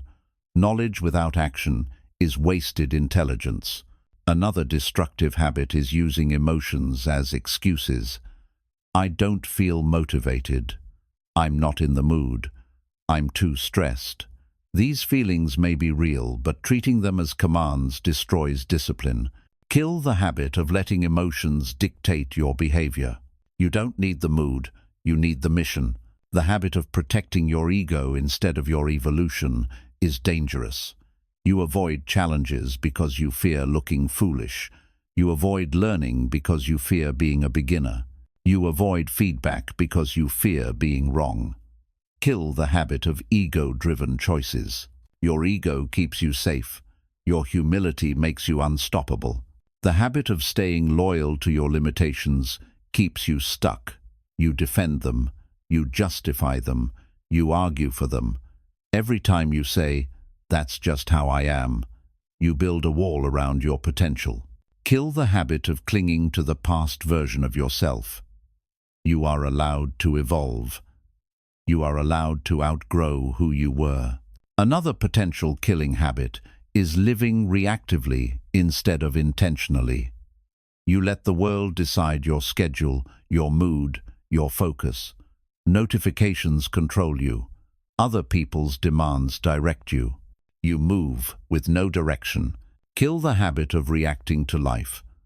Start acting with intention. Your mind becomes powerful when you decide instead of respond. The habit of ignoring your inner voice weakens your clarity. Deep down, you know what you need to do, the habits to break, the people to leave, the goals to pursue. But you silence that voice because it demands effort. Kill the habit of betraying your intuition. Your inner voice guides you toward growth. One of the most destructive habits is seeking comfort during discomfort. You run to distractions at the first sign of stress. You quit when challenges appear. You choose relief over resilience. But discomfort is where strength grows.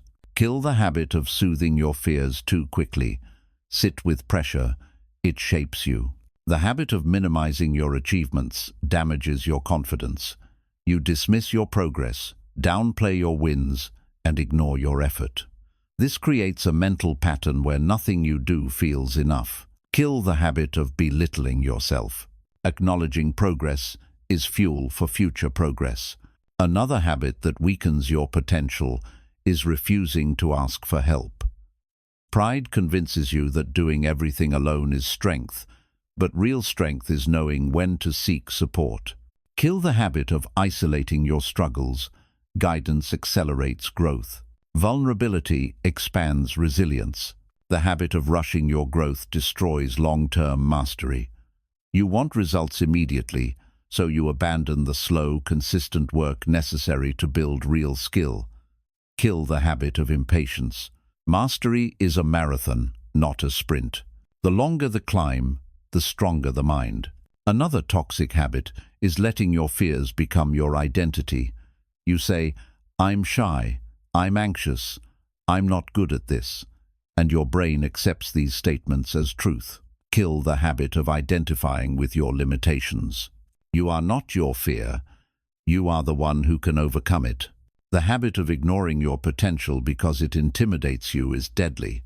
You know you can do more, become more, achieve more, but greatness feels overwhelming. Kill the habit of hiding from your strength. Potential is not a burden. It is a responsibility. The habit of emotional avoidance weakens your self-awareness. You distract yourself from sadness, anger, discomfort, or disappointment. But emotions ignored become patterns repeated. Kill the habit of running from your feelings. Understanding them gives you control over them. Another habit destroying your growth is treating discipline as optional. You do it when you can, instead of doing it because it's required. Kill the habit of optional effort. Discipline is not a mood, it is a decision you live by. The habit of letting others influence your self-worth destroys your confidence. When your value depends on opinions, you live a life built on instability. Kill the habit of outsourcing your worth. Self-worth is an internal decision, not an external reward. The habit of waiting for inspiration destroys productivity. Creativity and progress come from action, not the other way around. Kill the habit of waiting to feel ready. Readiness comes from doing, not thinking. Another destructive habit is ignoring your dreams because they scare you. Fear is a sign of direction, not danger. Kill the habit of stepping back when you should be stepping forward. Your dreams become possible the moment you stop running from them. The habit of tolerating your own excuses keeps your life small. Excuses sound comforting, but cost you everything: time, growth, confidence, identity. Kill the habit of accepting excuses as reason. Excuses are simply fear disguised as logic. The habit of giving your energy to things that don't matter drains your potential. Drama, gossip, meaningless arguments, pointless distractions. These habits weaken your mind. Kill the habit of wasting energy on what brings no growth. Another potential killing habit is living passively, letting life happen to you instead of shaping it. Passivity leads to regret, stagnation, and missed opportunities. Kill the habit of waiting for signs. Create your own direction through decisive action. The habit of believing your old story weakens your new identity. You repeat narratives from childhood, past failures, past pain, and let them guide your life. Kill the habit of letting outdated stories limit your future. Your story is not fixed. It is rewritten through choices. The habit of giving up when progress slows is fatal to success. Growth is uneven. Progress dips, plateaus, and surges. Kill the habit of quitting at the plateau. Consistency beyond frustration is where transformation begins. The habit of letting fear control your decisions must die. Fear is loud, persuasive, and exaggerated, but it has no power unless you obey it. Kill the habit of choosing safety over possibility. Fear loses its authority when you stop acting according to it. The habit of living in mental autopilot destroys awareness. You repeat routines, thoughts, and behaviors without questioning them. Kill the habit of sleeping through your life. Conscious choices rebuild the mind. Awareness is liberation. The habit of protecting the old you prevents the rise of the new you. You cling to outdated habits because they feel familiar. But familiarity is not your friend, it is your cage. Kill the habit of staying loyal to the version of yourself you were meant to outgrow. And finally, the habit of avoiding the hard truth is the root of all self-destruction. You know what's holding you back, but you ignore it. You know what you must do, but you delay it. Kill the habit of pretending you don't know. Truth sets your mind free. When you face it, your evolution begins. Chapter 6. Create a new identity through consistent action. Identity is not who you say you are, it is what you repeatedly do. Your self-image is shaped by your actions far more than your thoughts. You can think confident thoughts, dream big dreams, and visualize success daily. But if your actions remain small, hesitant, and inconsistent, your identity will remain small too. Consistent action is the only language your mind truly believes. Every time you take action, even the smallest step, you cast a vote for the person you are becoming. Your brain pays attention to patterns, not intentions. It studies repetition, not promises. When you act consistently, your mind begins to rewrite its beliefs about you. It starts accepting, "This is who I am now," instead of clinging to the past version of yourself. Creating a new identity requires breaking the loop of inconsistency. Inconsistency confuses your mind. One day you act, the next day you avoid, the next day you try, the next day you quit. Your brain doesn't know which version of you is real. Consistency creates clarity. It tells your mind, "This is the new standard, and we follow it no matter what." The most powerful thing you can do for your identity is show up when you don't feel like it. Moments of resistance are the birthplace of transformation. When you act without motivation, your mind recognizes a new kind of power discipline. Discipline is identity-building fuel. It teaches you that your actions are not dependent on your emotions.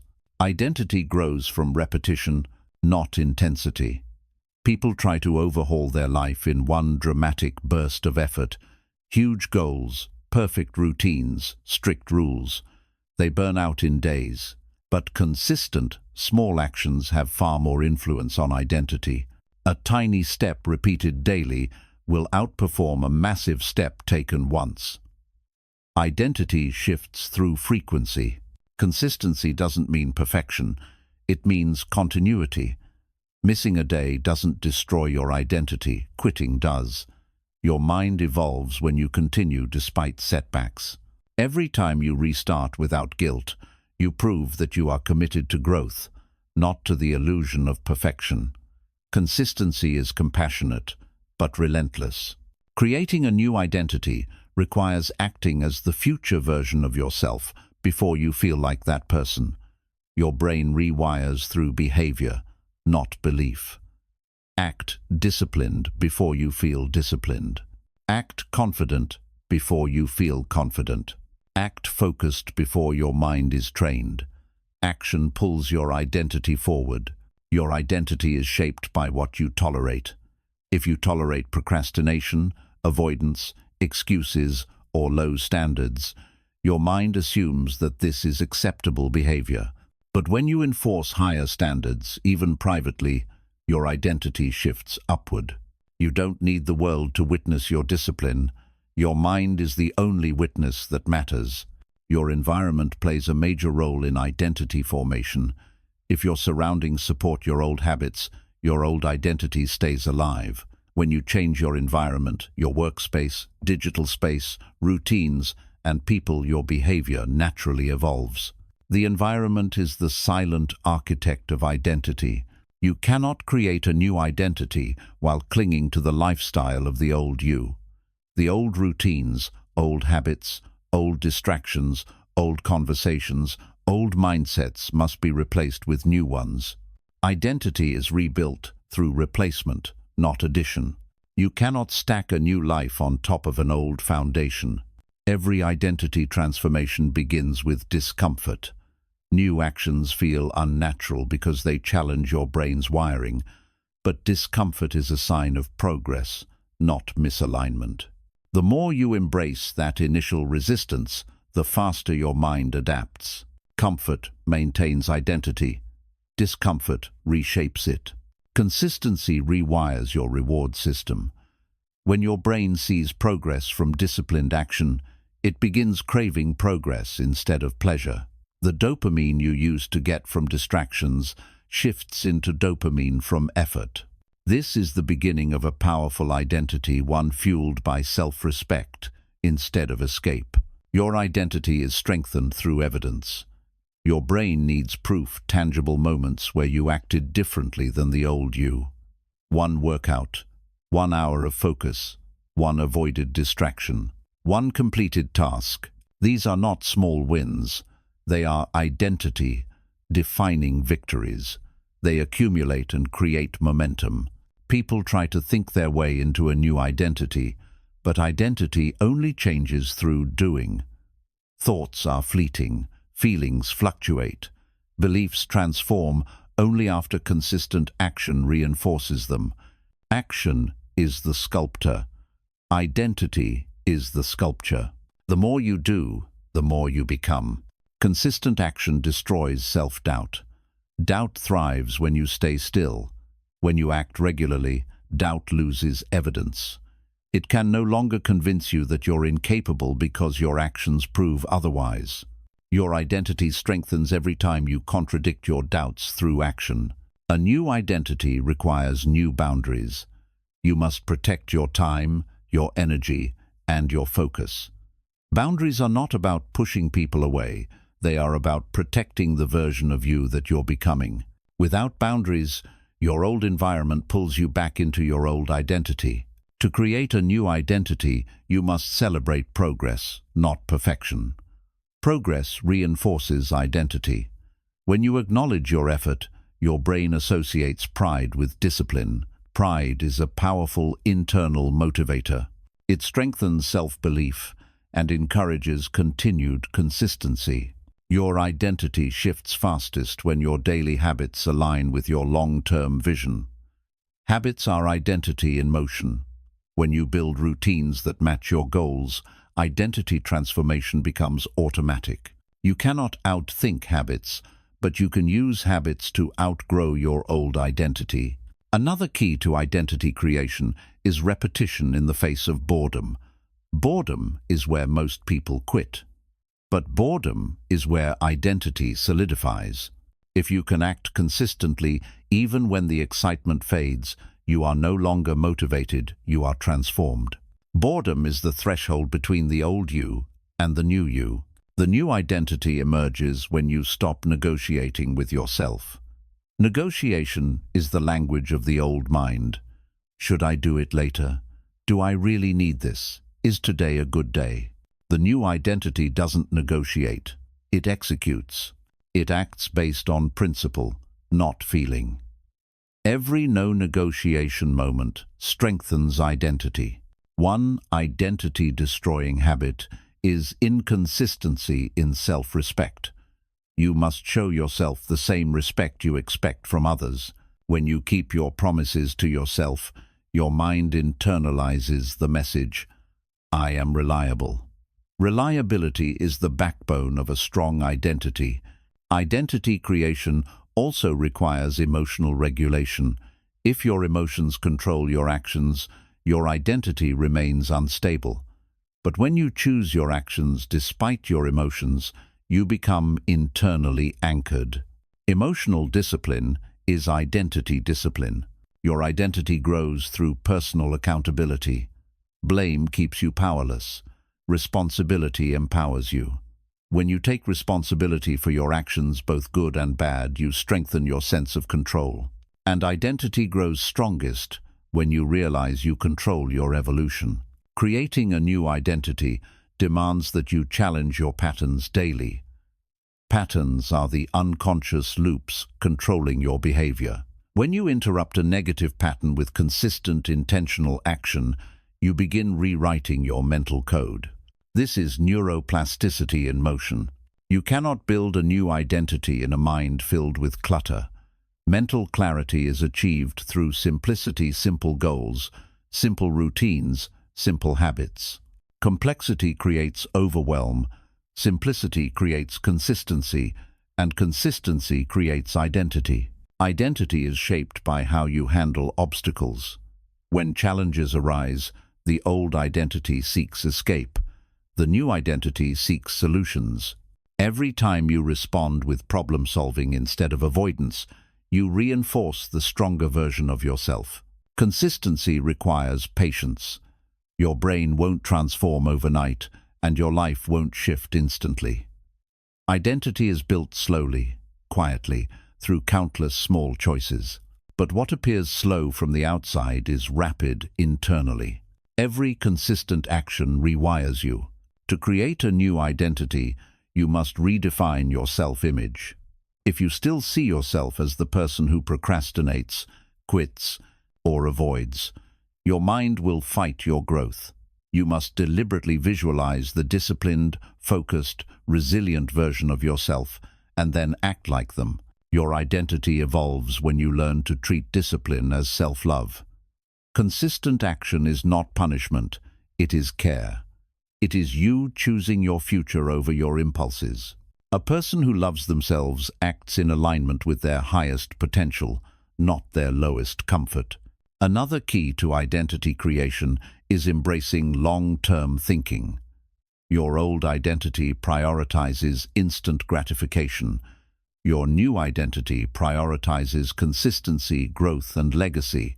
Long-term thinking strengthens identity by anchoring your efforts toward purpose instead of pleasure. Identity shifts when you become selective with what you allow into your mind. The content you consume either strengthens your identity or weakens it. Protecting your mental diet is part of consistent action. Growth requires feeding your mind with material that elevates you. Your identity is shaped by how you talk to yourself. The old you speaks with doubt, fear, and insecurity. The new you must speak with clarity, confidence, and conviction. Self-talk is not motivational fluff. It is the script your identity follows. Consistency teaches your mind that you can rely on yourself. Every day you show up, you build internal trust. And when you trust yourself, your identity becomes unshakable. Trust is the foundation of mental strength. Identity transformation requires that you embrace failure as part of the process. Every failure provides data, strength, and depth. The old identity collapses under failure. The new identity grows from it. Consistent action turns failure into fuel. Your identity elevates when you pursue mastery instead of mediocrity. Mediocrity is the comfort zone of the old mind. Mastery is the ambition of the new mind. Mastery is not about perfection. It is about constant improvement through consistent action. Identity creation also requires surrendering who you think you are. The ego clings to old labels, old stories, old limitations. You must detach from ego and step into evolution. Let the new you lead.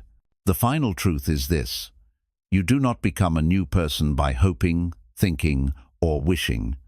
You become a new person by doing consistently, deliberately, relentlessly. Consistent action is the engine of identity, and the identity you build will determine the life you live. When you act consistently in alignment with your higher self, the old identity loses its power. Slowly, surely, the new version of you emerges stronger, clearer, more disciplined, and unstoppable. You do not change your life first, you change your identity first. And it all begins with what you do next. Becoming a new version of yourself requires breaking your loyalty to your old impulses. Your impulses want comfort, shortcuts, escape, and immediate satisfaction. Your new identity wants discipline, direction, long-term gain, and self-control. Every time you choose discipline over impulse, you weaken the old you. Identity is not changed through inspiration, it is changed through interruption. Consistent action teaches your mind that you are capable of self-control. Most people believe they lack discipline, but what they truly lack is identity alignment. When your identity aligns with your actions, discipline becomes automatic. You do not fight with yourself. You follow a path that feels natural. This harmony between who you are and what you do is the essence of identity transformation. You create a new identity by becoming intolerant of behaviors that contradict your goals. The old you tolerated procrastination, inconsistency, and emotional reactions. The new you has no patience for actions that sabotage progress. Every time you refuse to act like the old you, you strengthen the new identity. Growth requires intolerance for patterns that weaken you. Consistency demands that you learn how to show up in different emotional states. You cannot rely on being in the mood. You must master action when tired, stressed, uninspired, or uncertain. When you act despite emotional fluctuation, you build emotional resilience, and identity grows strongest in emotional storms, not in ideal conditions. Creating a new identity requires understanding that action precedes belief. You do not believe you are strong and then act strong. You act strong and then you believe it. You do not believe you are disciplined and then behave with discipline. You behave with discipline and then you believe it. Identity follows behavior like a shadow. The new identity becomes real when you stop waiting for external permission. No one can validate your transformation. No one can give you a green light. No one is coming to save you or push you. Your consistent action is the only evidence you need. When you move without approval, your mind recognizes you as a leader, not a follower of your old patterns. Consistency forces you to detach from perfectionism. Perfectionism is the disguise of fear. The perfectionist identity fears failure, embarrassment, or imperfection, but the transformed identity embraces imperfect progress. Every imperfect action proves that you prioritize movement over image. Identity rewires itself through courageous imperfection. You create a new identity when you start trusting your process instead of doubting your pace. The old identity compares timelines, fears being behind, and questions every step. The new identity honors the journey, not the speed. When you learn to trust the slow, steady improvement, your identity becomes rooted in stability rather than anxiety. Consistent action builds something few people ever achieve: inner authority. Inner authority is the recognition that you are in control of your life.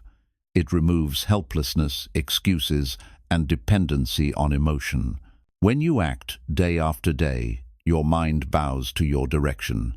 You become the commander, not the passenger. To build a new identity, you must stop rewarding yourself for minimal effort.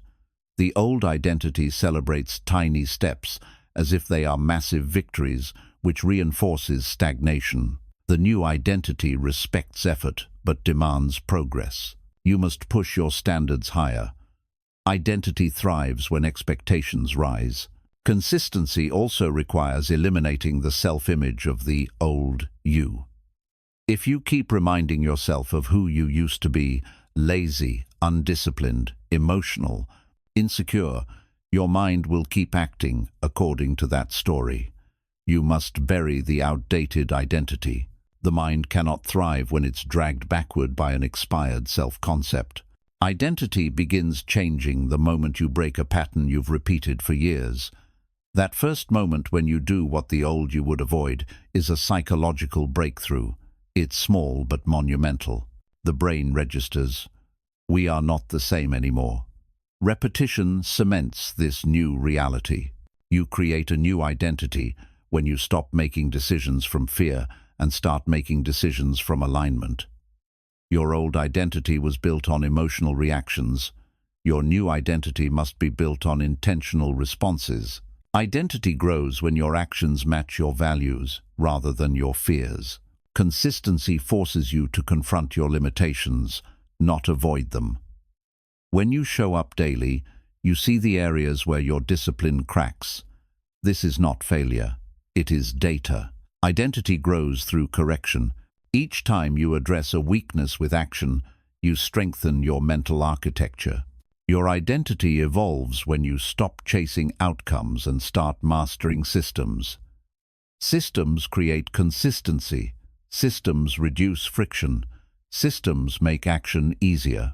When your day is structured around routines that support your goals, your mind adapts naturally. Systems shape identity faster than willpower. Consistent action forces the mind to reorganize its priorities. What once felt urgent notifications, gossip, entertainment, begins to feel meaningless. What once felt boring routine, effort, repetition, becomes satisfying. This shift is identity crystallizing. You become a person who loves progress more than distraction.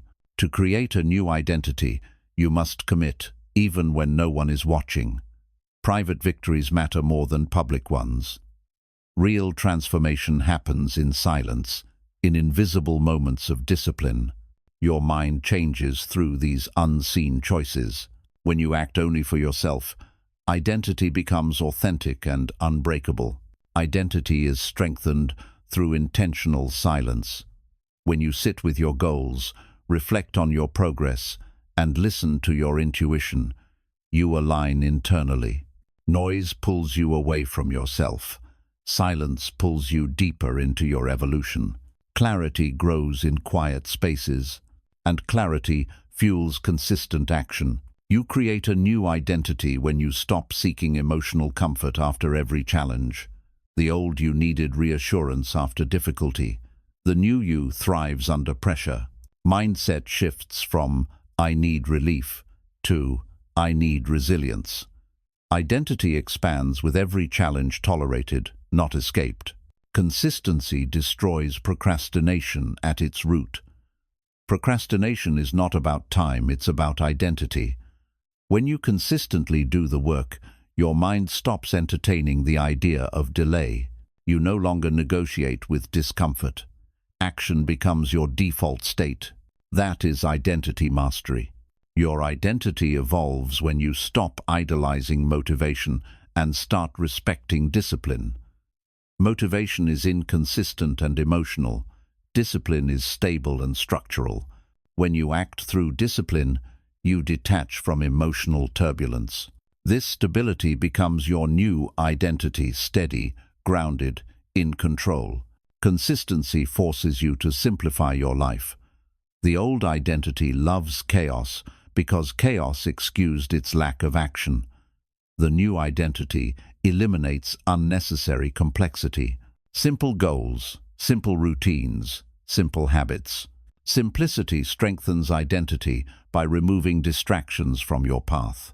Identity grows when you accept that change is uncomfortable. The old you avoided discomfort to protect itself. The new you embraces discomfort to evolve. When you stop fearing discomfort and start using it, your identity becomes anchored in strength instead of avoidance. Consistent action teaches your brain that you can handle more than you think. Every completed task expands your sense of capability. Capability transforms into confidence. Confidence transforms into identity.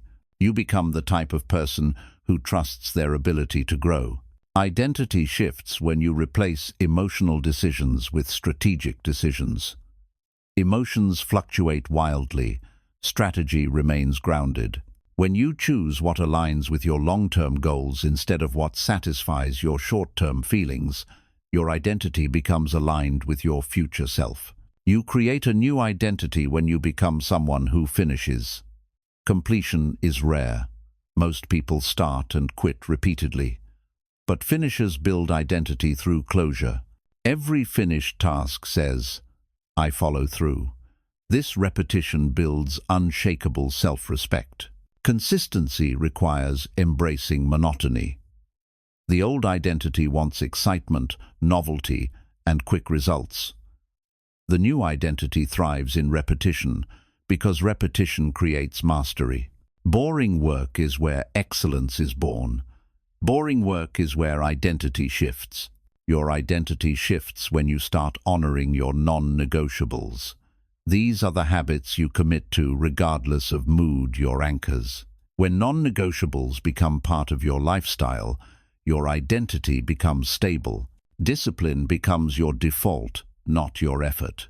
Consistent action builds a resilient identity. Life will hit you with stress, pressure, failures, and unexpected challenges. But if your identity is forged through consistent effort, you won't break. You bend, adapt, and continue. Resilience is the ultimate identity upgrade. Identity evolves when you detach from validation. The old identity depended on approval. The new identity is fueled by internal mastery. When you stop needing applause for your work, you become dangerous because you can no longer be manipulated by silence. You create a new identity when you stop trying to feel like the person you want to become and start acting like them instead. Feelings follow actions. You cannot wait to feel disciplined. You act disciplined. And eventually, your feelings align with your identity. Consistency rewires the subconscious. The subconscious runs your life far more than conscious effort. When you act consistently, you reprogram the subconscious to support discipline, not sabotage it. You become someone who doesn't have to force good habits, you embody them. Identity grows when you stop rushing the process. Rushing comes from insecurity. Steady progress comes from confidence. When you stop seeking instant results, you begin building permanent identity. Quick success creates fragile identity. Consistent effort creates unbreakable identity. Consistent action frees you from mental chaos. When your mind has a clear mission and a clear routine, overthinking disappears. You no longer question every step. You no longer drown in doubt. Direction kills confusion. Identity is built through direction. Identity transforms when you stop living based on who you used to be. The old you is not your destiny. The old habits are not your future. The old mistakes are not your identity. When you consistently act like the person you want to become, your past loses all power over you. And finally, you create a new identity when you commit to becoming the strongest, most disciplined, most resilient version of yourself, regardless of the obstacles. Your identity is built through the actions you take when it's hard, inconvenient, lonely, or uncomfortable. That is where the real you is born. Chapter 7. Become the version of yourself you're afraid to be. Becoming the version of yourself you're afraid to be starts with one realization. The life you want is on the other side of the identity you keep avoiding. You already know the stronger, bolder, more disciplined version of you exists. You just haven't allowed yourself to become them. Fear isn't stopping you. Your attachment to the familiar is. That familiar identity feels safe, predictable, and comfortable, even if it ruins you. Growth begins the moment you stop letting comfort dictate your evolution. Most people don't fear failure, they fear responsibility. The version of you that succeeds demands more from you, more discipline, more boundaries, more silence, more intention. That's why you avoid them. You fear the pressure that comes with rising. You fear the inconvenience of leveling up. But the life you want requires a version of you that doesn't collapse when expectations rise. You must become someone who can hold the weight of your own potential. The identity you're afraid to become is intimidating because it eliminates your excuses. You can't hide behind, "I'm not ready," when you finally become capable. You can't rely on weakness when you've chosen strength. This new version removes your ability to blame circumstances. Becoming them is scary because it forces you into full accountability. But that accountability will free you more than anything else in your life. To become the version of yourself you fear, you must confront the patterns that keep you small. You must see the ways you sabotage your own potential, the hesitation, the emotional decisions, the comfort cravings, the procrastination you justify as rest. These behaviors aren't harmless. They are the walls between the life you have and the life you want. Confronting them is the first step toward transformation. You must also stop identifying with your limitations. The old you says, "This is just how I am." But identity is fluid. You can recreate yourself at any moment. Every skill can be learned. Every bad habit can be broken. Every mental barrier can be dismantled. The version of you that you're scared to become isn't unrealistic, it's unfamiliar. And unfamiliarity is not a warning, it's an invitation. Becoming this new version requires courage more than confidence. Confidence comes after transformation, not before it. You must act without certainty, move without clarity, and show up while still doubting yourself. That is the courage that reshapes identity. Every time you act from courage instead of fear, you strengthen the bridge to the future version of yourself. You must detach from the approval of others. The old you cared too deeply about what people thought. The new you cannot afford that. The version of you that rises is built from inner conviction, not external validation. You will have to disappoint people, distance yourself from certain environments, and walk away from identities that once made others comfortable. That discomfort is a sign of growth. You'll have to stop living from memory and start living from vision. The old you uses the past to define what's possible. The new you uses the future to define what's necessary. When your vision becomes louder than your history, your transformation becomes inevitable. You must choose who you want to be, not who you've been.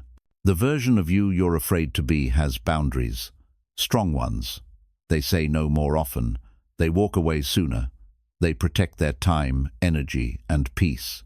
They refuse to negotiate their standards. Becoming this version requires letting go of your desire to be liked.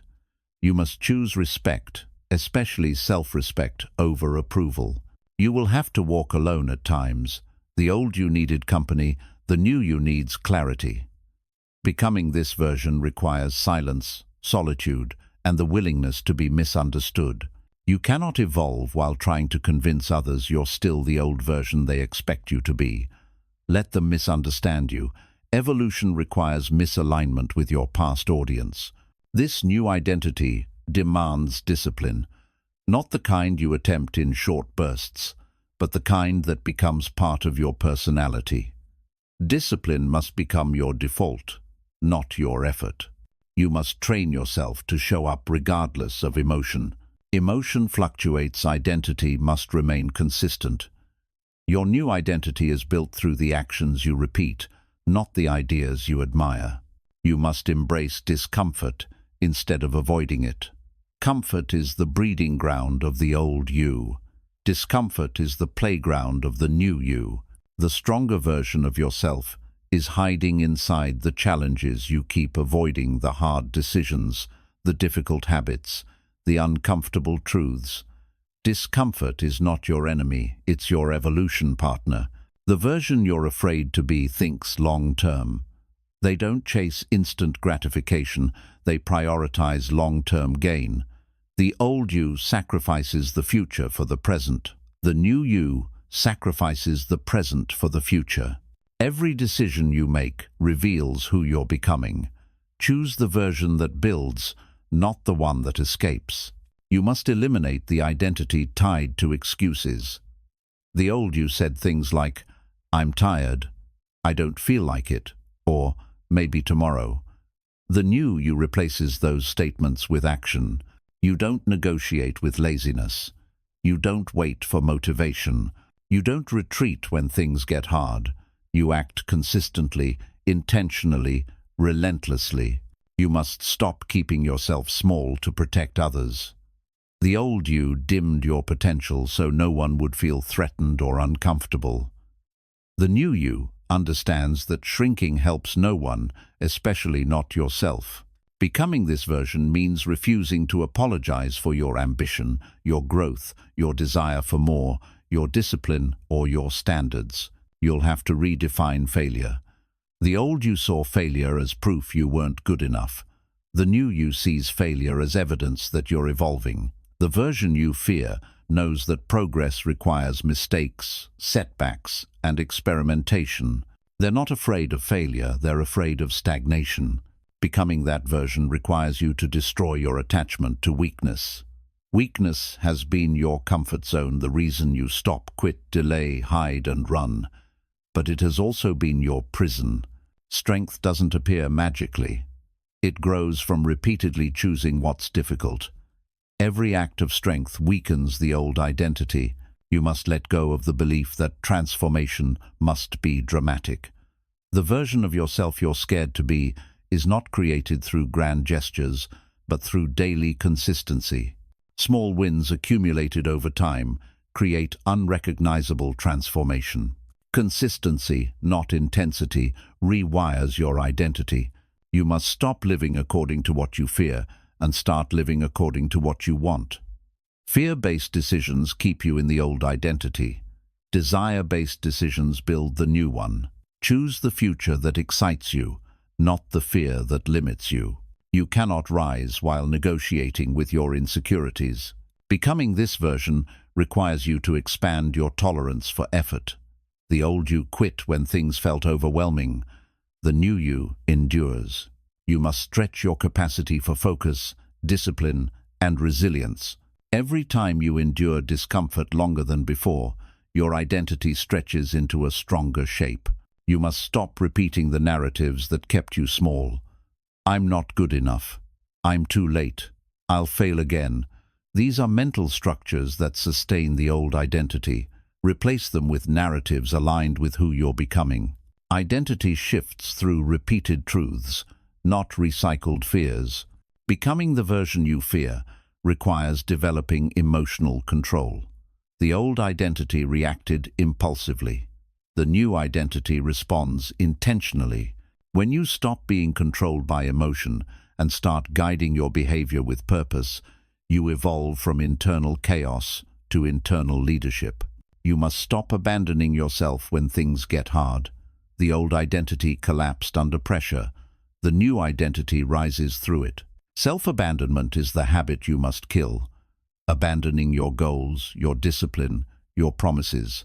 The new you stays even when it's difficult, boring, lonely, or uncomfortable. You will have to detach from the people who only know your old version. They will resist your evolution because your growth exposes their stagnation. The version you're afraid to be doesn't shrink to stay relatable. They keep rising, even if it means outgrowing the familiar circles that once felt like home. You must develop the courage to reinvent yourself repeatedly. The version you fear is not a final form. It is the first of many transformations. Growth never stops. Reinvention never ends. Becoming this version requires embracing constant evolution rather than clinging to one identity forever. You'll have to build habits that reflect your future, not your past. The old identity was shaped by habits that offered comfort. The new identity requires habits that create strength: reading, learning, training, planning, reflecting, executing. Your habits must align with the person you want to become. Becoming this version requires integrity with your future self. Every choice you make is a vote for the identity you want to embody. When you make choices that honor your future, your identity accelerates. When you betray your future for temporary comfort, your identity weakens. You must quiet the voice in your mind that tries to keep you safe by keeping you small. That voice isn't your enemy, it's a leftover survival mechanism. But survival is not your goal now. Growth is. You must learn to override survival thinking with expansion thinking. You'll need to replace consumption with creation. The old identity consumed entertainment, distraction, and comfort.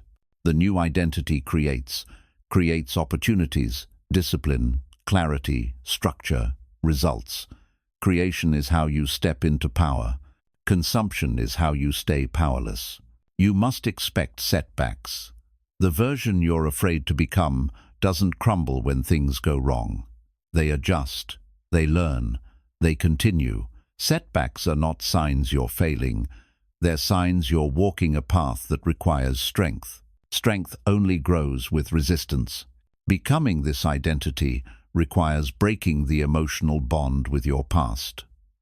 The old version of you may feel familiar, but familiarity isn't freedom. You're not responsible for staying loyal to a version of yourself that no longer serves your future. You must redefine what effort means. The old identity believed effort was painful. The new identity sees effort as investment. Every drop of effort compounds into progress. Effort becomes empowering, not exhausting. You must upgrade your environment. The version you fear thrives in places that support focus, clarity, and discipline. If your environment feeds distraction, anxiety, or stagnation, you must make changes. Environments shape identity faster than willpower. You must stop underestimating yourself. The old identity lived with doubts disguised as facts. The new identity recognizes that most limitations were illusions created by fear, not reality. When you stop underestimating your potential, your identity expands instantly. Becoming this version requires developing self-respect.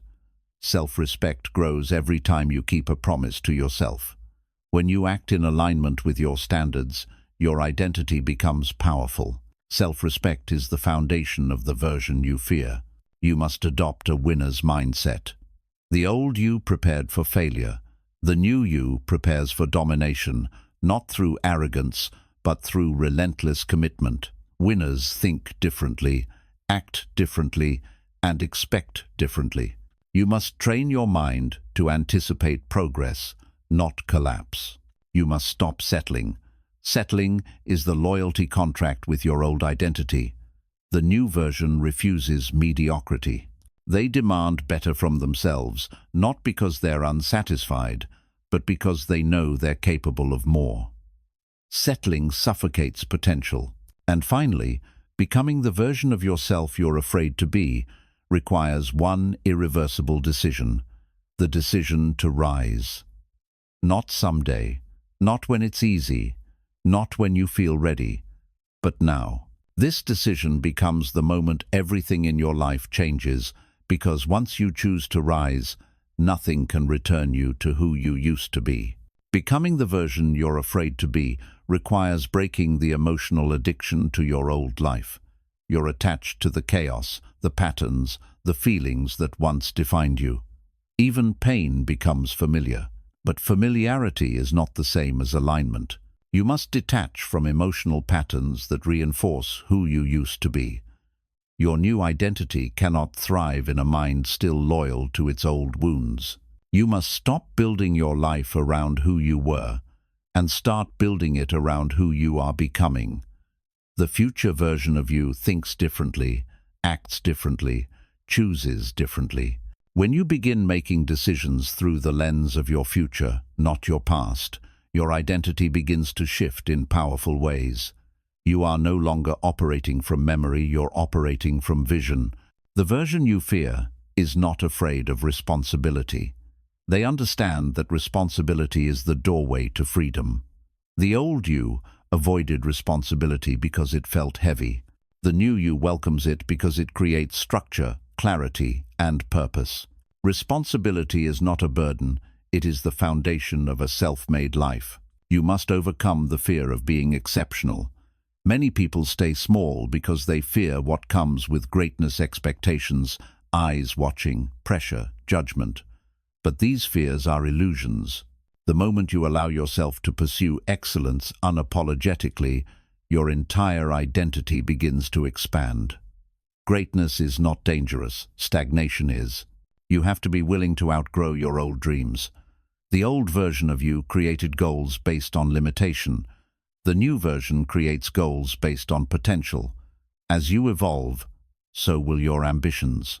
You must not cling to outdated goals just because they once mattered. Evolution requires updating your dreams as you update your identity. You must stop mistaking fear for intuition. Fear tries to keep you safe by keeping you small. Intuition tries to guide you toward expansion. Learning to differentiate between the two is essential. The version you fear trusts intuition, even when it leads them into uncertainty. Uncertainty is where identity is strengthened. You must become willing to stand out. Standing out feels dangerous because it attracts attention. But attention is not the enemy, invisibility is. You cannot rise while hiding. The new version of you does not shrink to avoid being seen. They step into their power, knowing that visibility is a natural result of alignment. You must learn to detach from the identity others assign to you. People freeze you in the version they remember, not the version you are becoming. They project their expectations onto you, but their memory is not your destiny. You are not obligated to remain the person they think you are. Your evolution is not up for negotiation. Becoming this version requires replacing emotional reactions with strategic responses. You cannot evolve while being controlled by every feeling that passes through your mind. Emotions are temporary. Decisions are defining. When you learn to respond instead of react, you become untouchable. Your identity becomes rooted in intention, not impulse. You must start giving yourself permission to want more. The old identity settled for less because it believed less was safer.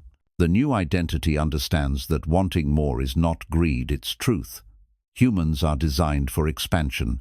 You must honor your inner desire for growth instead of suppressing it for the comfort of others.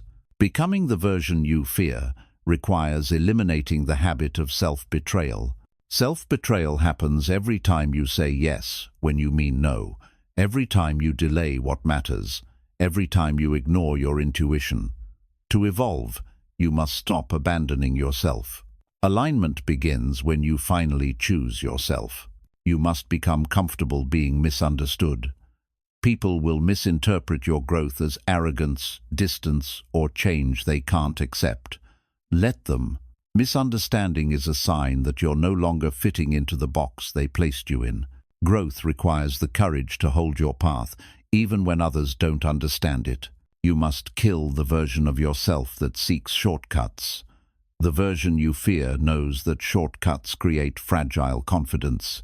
True confidence comes from effort, from doing the hard things, from discipline repeated until it becomes identity. Easy paths create weak minds. Difficult paths create powerful identities.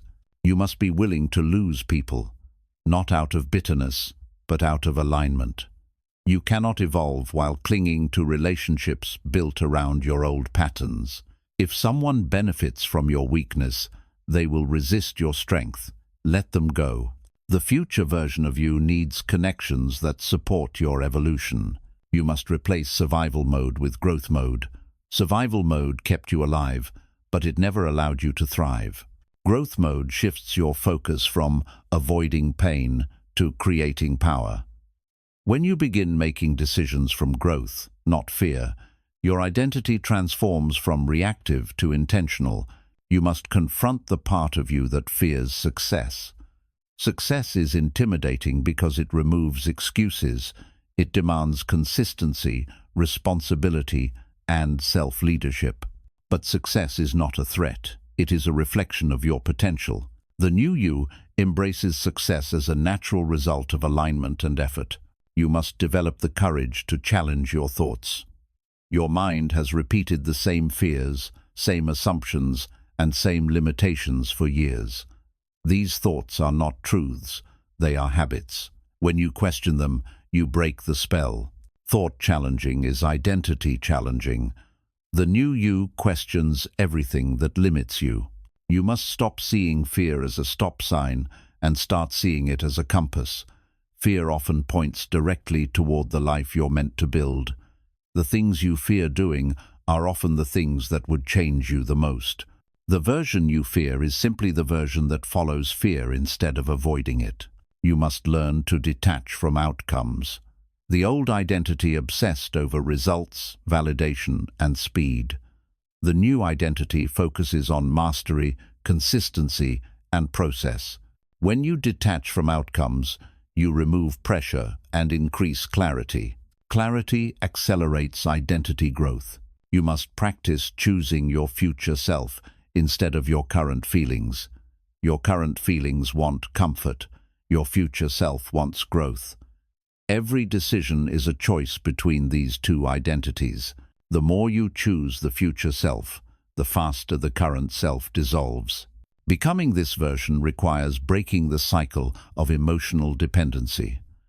The old you relied on mood, motivation, or external energy to act. The new you acts because it's necessary. Discipline becomes the fuel, not emotion. When discipline leads, identity follows. You must strengthen your relationship with solitude. Solitude gives you the space to hear your intuition, confront your truth, and recalibrate your direction. The old identity used solitude to escape. The new identity uses solitude to evolve. Solitude becomes the training ground of transformation. You must rewrite your internal language. The old identity spoke in limitation. I can't. I'm not good enough. I'll mess up. The new identity speaks in creation. I will. I'm capable. I'm growing. Words shape identity. Change your language, and you change who you become. You must lean into the unknown. The old identity feared uncertainty. The new identity understands that uncertainty is the birthplace of possibility. When you stop demanding guarantees, you free yourself to create momentum. The unknown is not a threat, it's a blank canvas. You must train your nervous system to handle bigger challenges. The old identity crumbled under pressure. The new identity expands under pressure. Challenges become opportunities to strengthen your emotional and mental capacity. This is how identity becomes unshakable. You must stop justifying your stagnation. The old identity constantly found reasons to remain the same: fear, timing, exhaustion, insecurity. The new identity finds reasons to grow: purpose, vision, commitment, self-respect. Identity shifts when your reasons elevate. You must develop a higher standard for your life. The old you accepted anything, chaotic habits, draining people, mediocre effort. The new you raises the bar. Standards create boundaries. Boundaries create identity. Identity creates destiny. You must adopt radical responsibility. The old identity blamed circumstances, people, and conditions. The new identity looks inward. Responsibility unlocks power. Power unlocks transformation. Transformation unlocks the version you've always feared, the powerful one. You must stop expecting transformation to feel good. Growth is uncomfortable. Evolution is inconvenient. Rising feels lonely. But these feelings are not signs to stop. They are signs you are on the correct path. Discomfort is the doorway to your highest self. You must nurture discipline like a muscle. Discipline grows through repetition. The more you practice it, the stronger it becomes. The version you fear is disciplined not because it is easier for them, but because they trained for it. You must train too. You must commit to self-mastery. The old identity drifted through life. The new identity directs life. Mastery begins when you stop seeking control over outcomes and start seeking mastery over yourself, your thoughts, actions, habits, and reactions. You must be willing to sacrifice who you are for who you could be. Identity cannot evolve without sacrifice. You must let go of the identities that kept you small, the people-pleaser, the procrastinator, the fearful thinker, the self-doubter. They must die for the new identity to live. You must pursue growth even when results are invisible. Early progress is silent.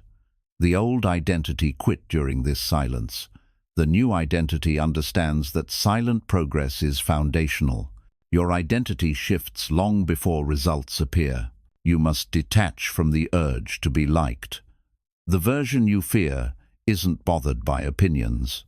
They move with purpose, not approval. Approval is fickle. Purpose is powerful. The new identity chooses purpose every time.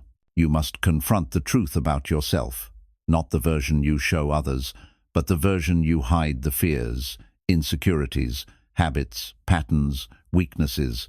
When you acknowledge them without judgment, you gain the power to change them. Truth is the engine of transformation.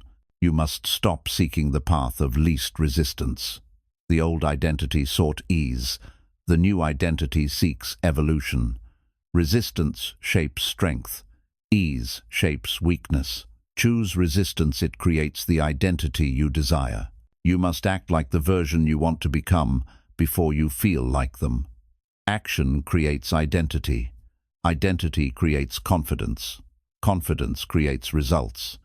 You must start the loop now, not later. The sooner you act, the sooner you transform. You must realize that your fear is not a wall, it is a mirror. It reflects the parts of you that are ready to evolve. The version you fear is simply the version that has stepped through every fear you still hesitate to face. Step through, and you become them. And finally, you must make a non-negotiable decision to rise. Not when it's comfortable, not when it's easy, not when you feel inspired, but now. The decision to rise is the birth of your new identity. Everything after that is momentum. In the end, the greatest transformation of your life will never come from changing your environment, your circumstances, or the people around you. It will come from changing the mind behind every choice you make. The old you wasn't a mistake. It was a survival version shaped by fear, comfort, and doubt. But survival is not the same as growth. To rise, you must let go of who you were, even if that version of you feels familiar. Rebuilding your mind doesn't happen in a single moment. It happens in every decision you make afterward. Every time you refuse an old habit, every time you silence a limiting belief, every time you choose action over fear, you're teaching your brain a new identity. Your future self is being built in the smallest, quietest moments of discipline and clarity. You are not powerless. You are not trapped. You are not defined by who you used to be. The old you may have held you back, but the new you is ready to take control. And once you rebuild your mind, truly rebuild it, no one can return you to the person you fought so hard to outgrow. This is your rebirth. This is your turning point. The version of you that's coming next will be unrecognizable to the one you're leaving behind.